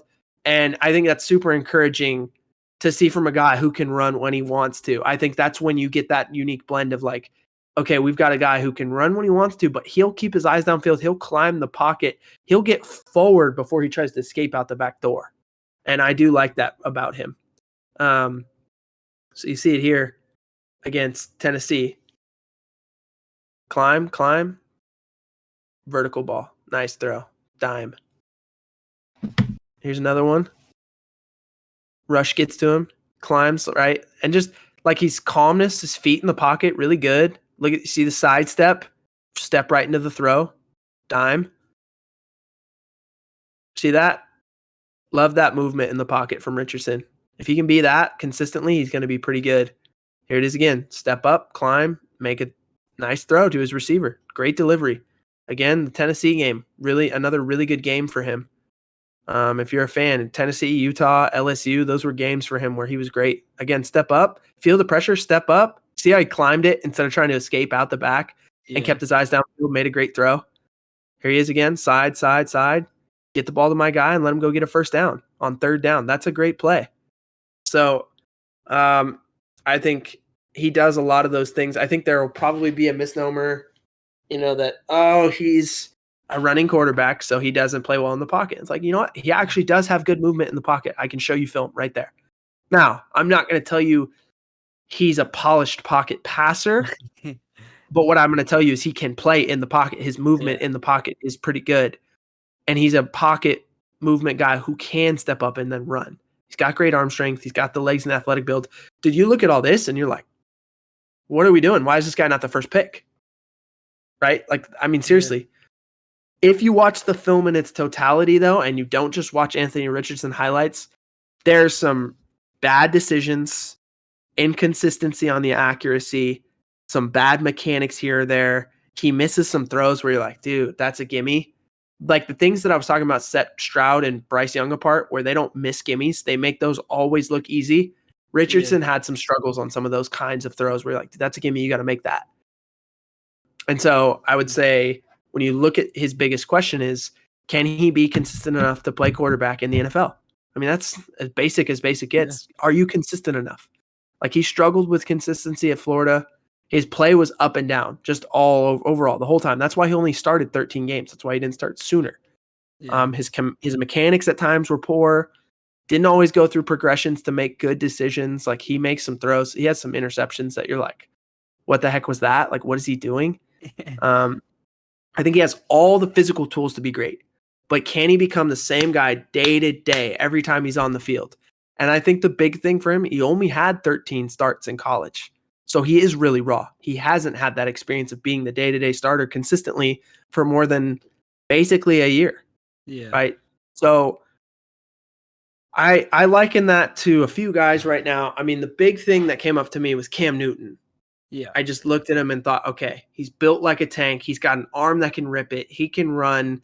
Got some inconsistency in the mechanics. That's just screams Cam Newton, right? That's just exactly who Cam Newton was. Yeah. I think the difference was Cam Newton was a dog for a year and a half at Auburn, right? Like won a national championship, and you saw him be the same guy day to day. Anthony Richardson didn't play at anywhere near that kind of level with that kind of consistency at Florida, which reminded me of Trubisky at North Carolina or Trey Lance, right? Coming out where those guys hadn't played enough football. And so they struggled early. The other guy kind of reminds me of right now is like Justin Fields, the kind of player Justin Fields has become in the NFL. Primarily like seems to be a runner, even though he can throw.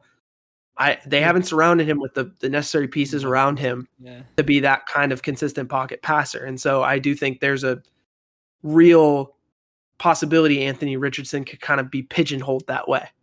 I hope he's not. But so I'm going with Cam Newton, but I see shades of all these other guys. You know what I'm saying? So, and I'll give you a little Cam Newton film real quick. This is grainy 2015 MVP Cam Newton film. Little RPO action. Rips that throw into Greg Olsen on the goal line.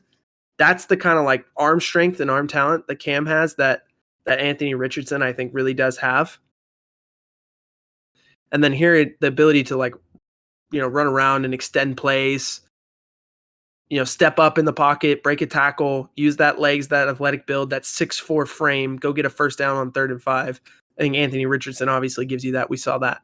So that's where I think they're very similar players. They're very similar build, similar frame, similar question marks, quite frankly, in the mechanics and the consistency. But looking like he's going to be a first-round guy, in that kind of top 11-ish. But I do want to know, Joe, kind of what you're thinking on him. I will say, so when you brought up, you had like multiple people. I too wrote down multiple people. So like Mike Vick was the first one that came to mind. All right, dude that could run, he could throw deep. Like I obviously Mike Vick was when we were younger. I didn't go back and watch anything to compare it to, but that was my first train of thought. And I was like, maybe he kind of looks like Lamar, like the way he's built, And he's thicker than Lamar, but I do see what you're saying. And then I wrote down Tyrod Taylor. Like, I don't know. I was all over the place. And I don't know if this one, he's definitely more athletic than this guy. But to me, he kind of looked like he could beat Tim Tebow even. Obviously, he's out of Florida as well, and wearing 15. Like, I don't want to say that's exactly why. But I see the same things where he was able to use his legs, able to just chuck the ball deep. So that's where I was going with those. I did have a question for you. I kind of forgot it in this whole time. Yeah. I think it was going to be... Oh, I remember. Do you think it would help him if he stayed another year in Florida to help polish some of the things, or is his value it's now one of those. because of what It's he's one of done those. in the combine? I think the likelihood is staying another year might have helped him with some of the mechanical issues that he has and the consistency. But if he was just inconsistent for another year, then I don't know, how that helps him. And yes, his combine numbers were always going to be that, and so it's probably always going to help him. But I think teams can sell themselves right now on, okay, he's only had 13 starts. We can mold him exactly how we want him to. I could also sit there and tell you, oh, you're going to argue the 13 starts are a good thing. I'm going to tell you that why they're bad, because Trey Lance and Mitchell Trubisky did not work out as guys who only had limited starts in college. That teams felt like they could mold. Trey Lance yet. My guy got hurt. Okay, again, limited capacity. Yes, I agree with all that. But like in the limited notes we do have, yeah, I think, not great so far. So I don't know. We'll see. Those guys are Trubisky. I think the ship has sailed on him being like a consistent starter at this point. He's going to stick around as a backup. But so I just think Richardson, when you look at just what he could do for an offense, like his talent could take you next level. That's the thing with him. He's probably the greatest question mark in this draft in terms of highest floor or highest ceiling, lowest floor. I mean, if you told me Anthony Richardson came in, wasn't consistent enough, started on and off for 2 years, then became a perennial backup and just never quite made it, wouldn't shock me. If you told me Anthony Richardson came in, he was able to clean up some of the consistency issues with his mechanics, became like a perennial Pro Bowl guy and like in the MVP conversation for a few years of his career, wouldn't shock me either. Yeah. Because like I said, and I think people felt the same way about Cam Newton coming out. And you saw like the path for Richardson to being that guy is Cam Newton. That is like who he could be. And I think when you look at that, it's like, man, this guy, that's worth the risk of taking him alone. So I could easily see myself being in a front office or being on a coaching staff, convincing ourselves of we got to take this guy, because that talent you don't see very often. True. So saw a lot of Titans trade up rumors, maybe stay put at 11 and get him. You saw some Seahawks at 5. Gosh, that'd be a nightmare as a Rams fan if they were able to get him and let him sit a year and kind of try and develop him and what he might be able to do with Pete Carroll there. The Lions, I know we talked about Goff earlier, but if they were ready to say, hey, we want to get the guy who's going to take the torch from Goff. And then obviously we talked about the Colts needing a quarterback and what that could bring for them. But you want him to go to any of those teams, Joe? Or is there a team I'm missing? I have a team you're missing. Ooh, I knew it. I felt it. Either earlier.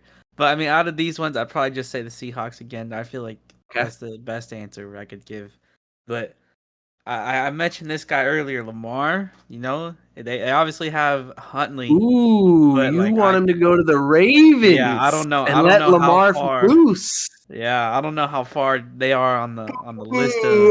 Kick alert. Yeah, I don't know how far they are on that list of getting a pick, but I think that would be very interesting to see. And I don't really know anywhere else. That was the only one that came to my mind. Okay. What about you? Right. Did you have any outside of these 4?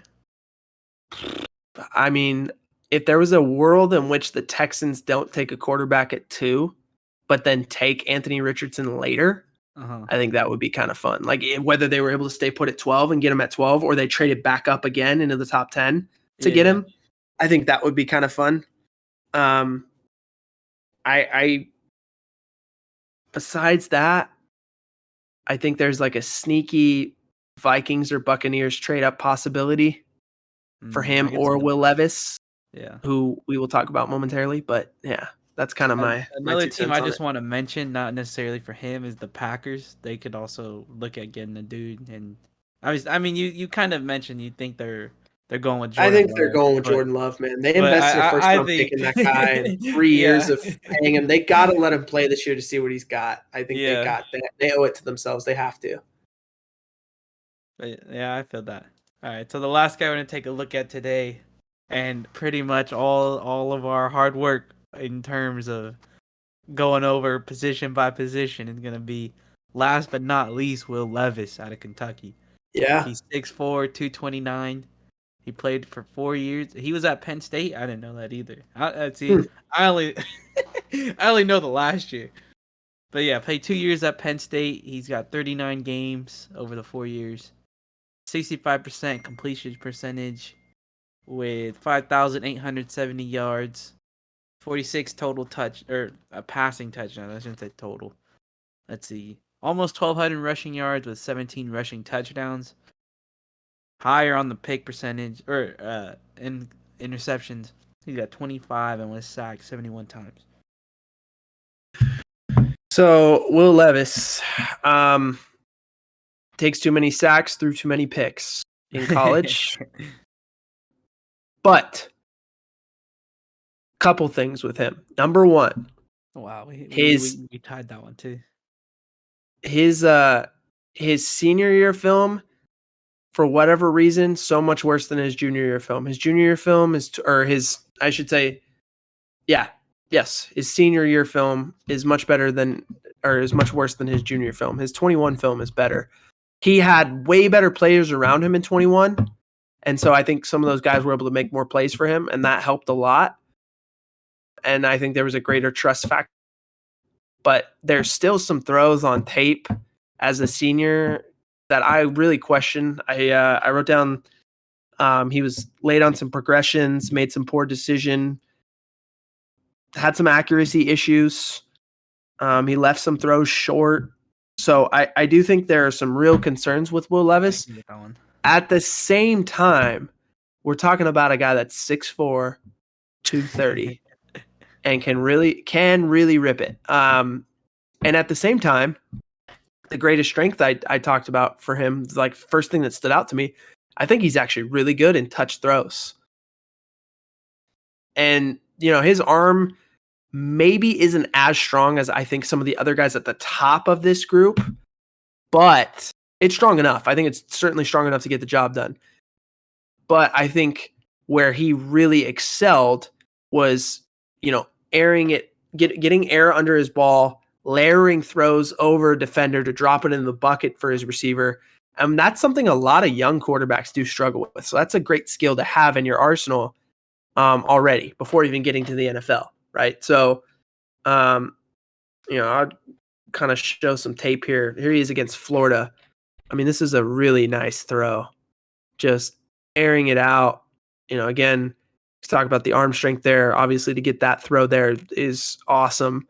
But I just love how much air he put it under it so his guy could go run under it. Here's another sick throw against Mizzou. Again, look at the corner ball he throws. Oh, yeah. Dude. Put perfect touch on that throw. Love that. Another one here against, I believe this was Miami of Ohio. Nice. Gets it over the defender to his receiver. You can see it from here. There's a guy sitting underneath the route back here that he's able to put it over to get it to his receiver and let him go make a play. Another one off the play action. This is a beauty one. Nice one. It's a beautiful ball. Perfect, where his guy could run under it off the play action fake. Especially knowing, like KYP, knowing your personnel here. Like, okay, this is a tight end. I got to try and make this a nice over-the-shoulder catch here for him. Here's an example of what I was talking about, like his receivers not making plays. That's a great throw, and the guy just drops it, right? So, like, as a junior, he probably has a receiver who's making that play. Here, he doesn't. So that's a big difference, like, statistically for him. But, like, that throw is still a dime throw. You know what I'm saying? Yeah. So that's why I put it on there. And then here's another, again, what may look simple to some of us, that's a hard throw with a hand going up and being able to kind of get it over or around to that running back. Puts a little touch on it to make sure the back can catch it too, and then go make a play with it. That's, take some of those throws for granted, but I thought this was actually a pretty good throw, pretty good job of just delivering it to his guy. So touch throws I thought were for sure a big strength for him. The next thing I noticed, like progression-wise, I think he's one of the only guys in this group who played in a real, true, consistent NFL-style offense. Bryce would also played in something that was closer to NFL style, but Levis really did. I mean, they played with a lot more tight ends and fullbacks, a lot more play action, true like some power running game, true bootlegs off of it, things like that, full field reads. So I think he has a big advantage in that his learning curve from going through those progressions will be much less than some of the other guys here. He also ran a lot of play action boot game from under center. Being under center, that's a big thing. Kids in college don't do it anymore. He did. That's going to help him a lot in the NFL, especially for a coach who wants to run like wide zone boot off of it. He can do that stuff already. So you'll see some of that here, some of the progressions. Just looking at, you can see, right, he's going through progressions and then making the right decision. Right, and this is against NIU, goes for a touchdown. He actually carved them up a few plays in a row for touchdowns. I was gonna say I almost chose that game, but I wanted a tougher opponent. Yeah, I got you. Here he is again, stepping up in the pocket while he's going through that progression, gets all the way from left to right, finds his guy. Again, another touchdown.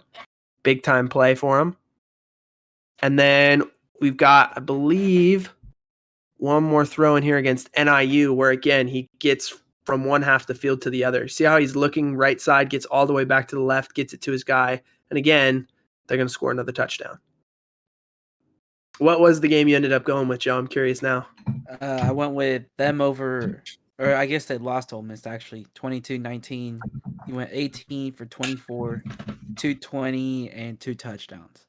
Yeah. Like, he had good gains, but like his team wasn't very good. Yeah, exactly. Like they weren't as good this year. Miami, Ohio, he kind of balled out.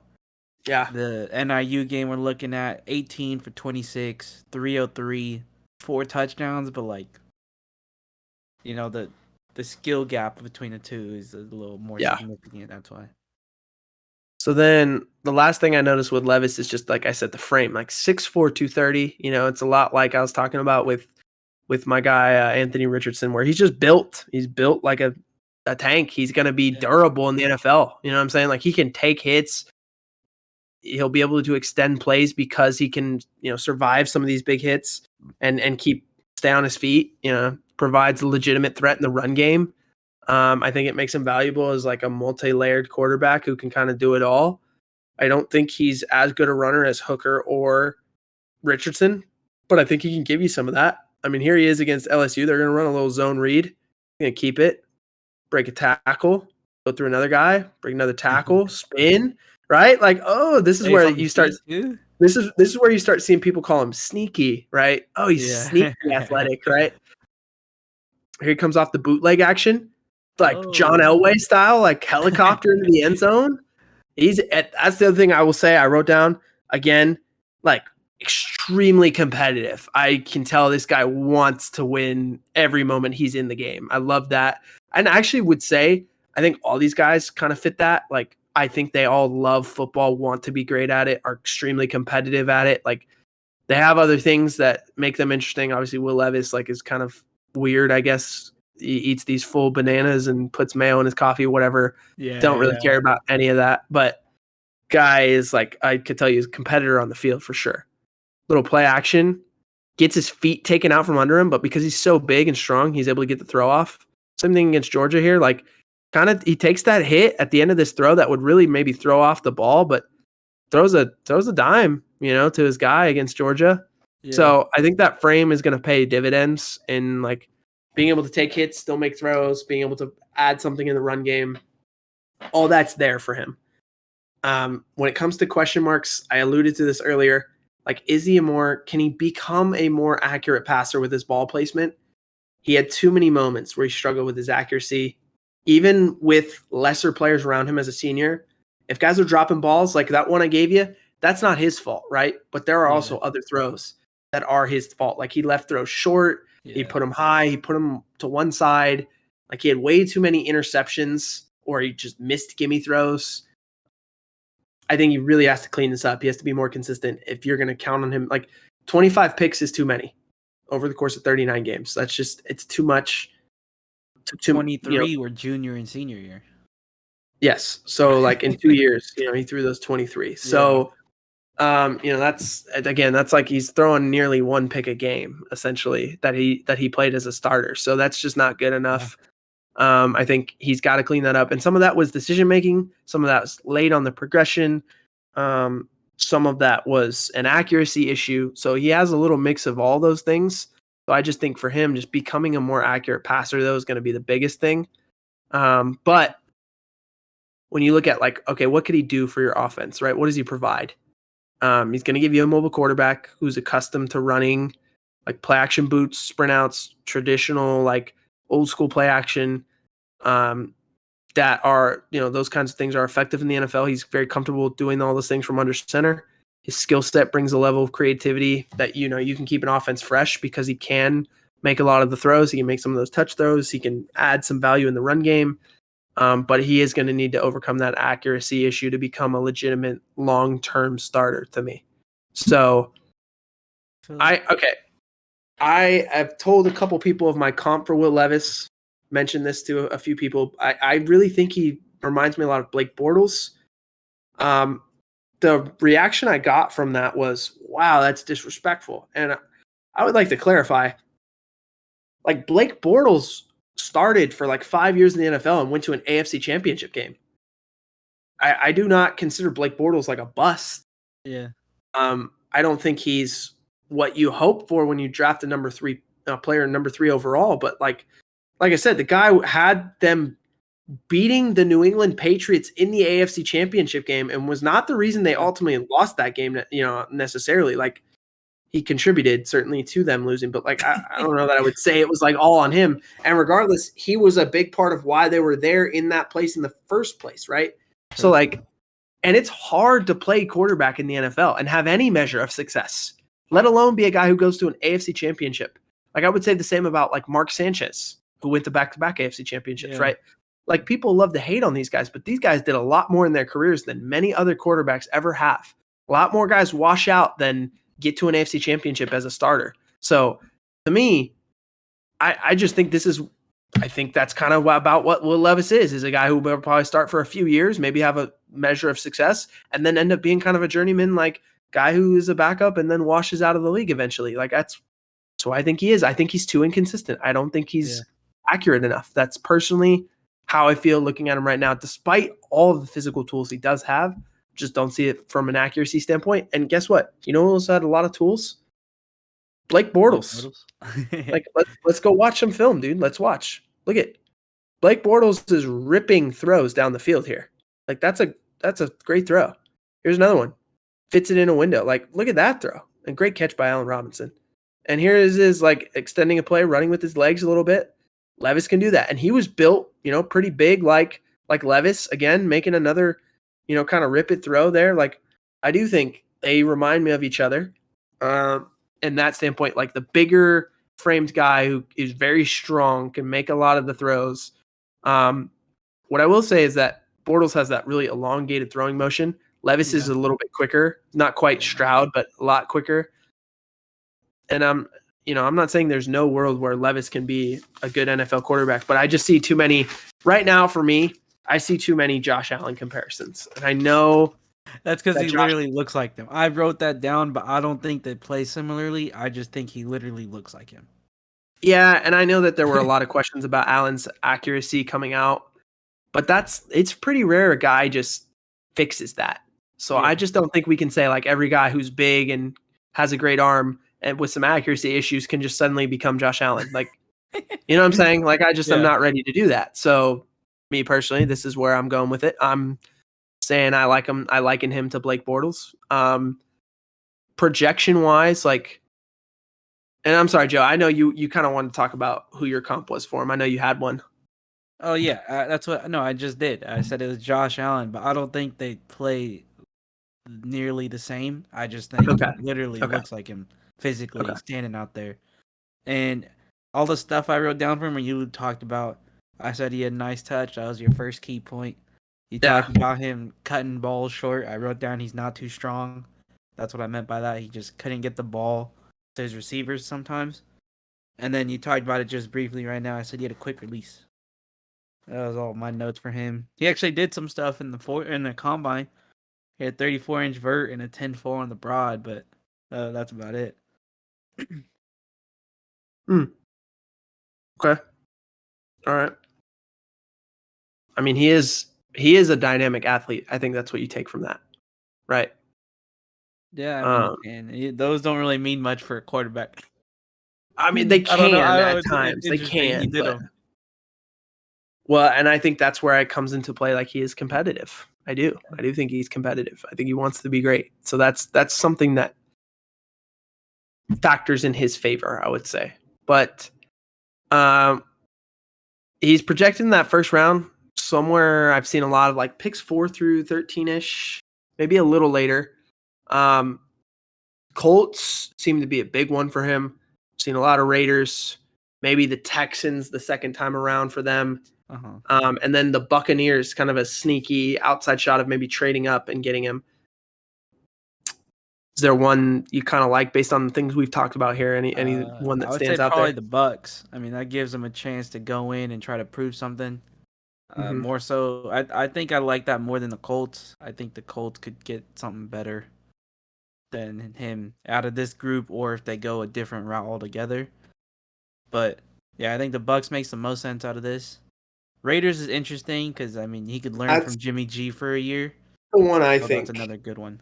I would be curious to see him with the Raiders and what Josh McDaniels would do with him. That's the one for me. I kind of like Will Levis as a Raider. You know, I think that would be. I think if I had my ideal world with all these guys, right? I think Bryce Young is a Panther. I think Stroud is a Colt. Yeah. Levis is a Raider. And Richardson, I'm still kind of, I don't know. I think, I hate to say this, but I think he would kill it in Seattle. I think he'd be great as a Seahawk. Yeah. Or even as a Lion, just because both those places would afford him the opportunity to sit for a year. And I think they have built a culture that would really help develop him and make him successful. Yeah, and then I agree with that. Hooker, I think, is the wild card. I think Hooker makes sense. Maybe, you know, Houston, if they don't take a quarterback with number 2 and they come back with it at 12, maybe the Titans at 11. You know, I think he's probably somewhere in that like 10 to 15 range where someone either trades for him or one of the teams sitting in there takes him. But I think that's kind of in my mind where I would like to see all these guys end up. Yeah. But in terms of looking at like rankings here, you want to go first? You want me to go first today? I can go first. That's all right. So the first guy I'm going with, CJ Stroud. I think I don't know. To me, I feel like he's the better option of the two between him and Bryce Young. But I mean, the way I see it, they could both be 1A, 1B like we had with the tackles. You know what I mean? I think they both do different things well. And I like both of them just in general. Okay. Number 3, I went with Anthony Richardson, but this is more of based on what he can do physically, not necessarily how I view him as a quarterback. You know? Yeah. He could give you a lot of like depth, I guess. I don't know if that's the right word. Yeah. In terms of what you do on the offensive side of things, but we also don't really know what he can do. Like we said, he got 13 starts. Yeah. And then out of Hendon Hooker and Will Levis, I think I'd prefer to have Hendon Hooker on my team. I don't know. I didn't have anything good really for Will Levis in my eyes. So that's how I went between those. But I think those are also interchangeable between the two. Yeah, I mean, I think we agree on a lot of the same points here. I mean, I think the big difference that we have obviously is at the top there. I'm just a big believer in Bryce Young. I mean, I compare the guy to Patrick Mahomes, so golly, of course I believe in him. You know, like you don't do that, and I did it. So I just think if he was 6'1", man, we would be talking about him so differently. But he's 5'10", so, and I'm just choosing to believe in what I see on film is going to show up in the NFL despite him being 5'10", and that I'm hoping and praying he'll be healthy. But I think he's that guy. Stroud, I mentioned Stroud is like a safe pick. I'm very sure Stroud is going to be a competent, really good starting NFL quarterback. I'm not sure he's elite, and obviously he could still become that. And I said the limitations that I think, and that's really the extended playmaking and the ability to play off schedule. Got to see some more of that from him. But if he has that, like now all of a sudden it's a different world. Yeah. And now I totally understand why you ranked him 1, because I went into film study expecting him to be 1, I think, and the way that he turned out to, I was kind of surprised even by myself. At 3, Anthony Richardson, I think we're in agreement that this guy is just like, I don't know. I really don't know. He could end up being Cam Newton. He could end up being Mitchell Trubisky. I could not tell you. I'm so baffled by him. But the talent is so undeniable that you have to take the chance at him. Someone's got to do it. Yeah. I wouldn't take the chance at him at 1, I think. I don't know if I'm the Panthers, I don't know if I think I'm much more willing to take either one of those other 2 guys first. Yeah. But if those 2 guys are gone, I'm now saying he is worth the gamble. At 4, I actually like Hendon Hooker. I think we both like Hendon Hooker over Will Levis, which is not popular at all. There are people who will tell you Will Levis is their number 1 guy. Yeah. And I understand he played with worse players as a senior, but I just am not a big Will Levis believer right now. I think he has some physical traits. I think he has a frame that projects well. I think that's all existing. I think he's probably got some staying power in the NFL, even if he's not a starter. Yeah. I think he'll be around for a while. I don't believe in him as a franchise quarterback. Out of all these guys, I believe in him the least amount. And Hooker, I think, has all the traits. His problem, he played in an offense that just doesn't translate, and he's going to have a big learning curve. And so his big thing is going to be mentally being able to adjust to progressions and pro-style stuff, playing under center, things like that just we take for granted. And then you watch it, you're like, man, why did that guy never work out? It's like, well, he had it's like playing a different game. It's like 2 different sports.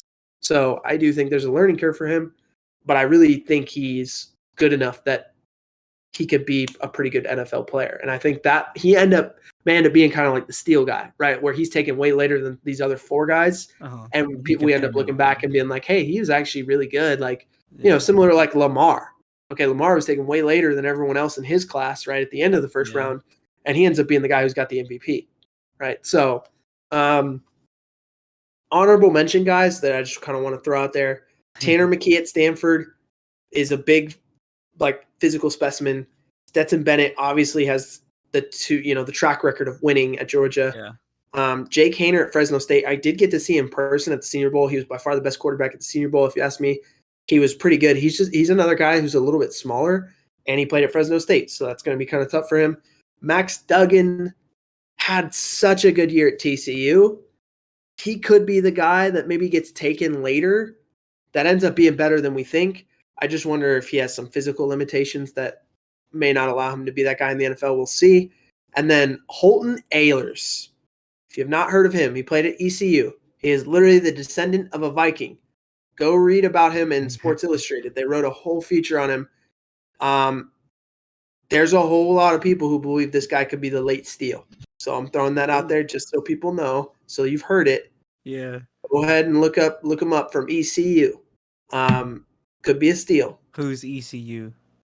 East Carolina University.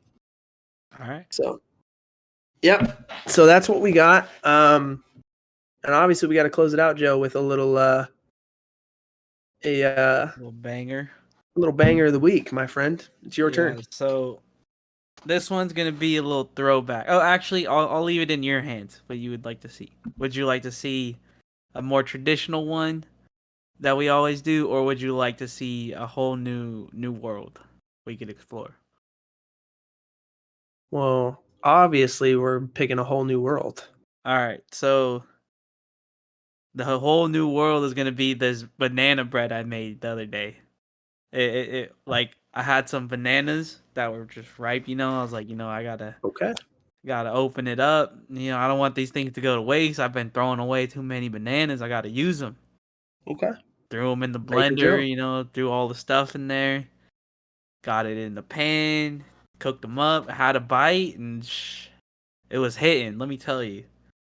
Now the caveat to these things are it ain't many ingredients, because I didn't want to throw no flour in there. I'm being lazy. So it's literally bananas, some little baking soda. You got some blue agave sweetener instead of maple syrup. Let's see, 2 eggs, and there was something else. I don't remember what. And they were smacking. Let me tell you, I almost cleared out all of it, and I just made it yesterday. Okay, all right. Whole New World is correct. I wish I could try some and verify. I mean, yeah, that's tough. I was sitting here thinking like you were going to tell me that you sent some in the mail or something like, hey, I want you to try this, bro. Let me know what you think. Like, yeah. I put a 1-day rush on it. It'll be there tomorrow. I had to freeze it overnight and stay preserved, Hey, that's man. I've got some funny stories that if I shared on the pod, I think certain people would be upset. But I got some funny like sending food in the mail stories. Really? That probably gives it away. But I'm not going to say anything else. Yeah. I'm just going to say I've got stories. I've got funny ones. So yeah. Let me know after this, or I've been. It's funny that you. Yeah. It's funny that you're saying that though, because I actually recently baked some blueberry bread. So there you go. We're on the same page. Shout out baking food. I used flour though, so I'm gonna. Yeah. I was slightly judging when you said you didn't use any flour. Yeah. Well, I didn't know how they were gonna turn out. Oh, that was the 5th ingredient. It was oats. So that was what turned into be like the flour. Okay. All right. I didn't know oats were like a substitute for flour, but that actually kind of makes sense. Yeah, you just blend them up and they call it oat flour. I don't know. Oh, okay. So you did really. I mean, you used a different kind of flour. I gotcha. Yeah. All right, man. I was wondering what I was missing. That hit me. Let's let our guy Ray take us out. Yeah. Sir.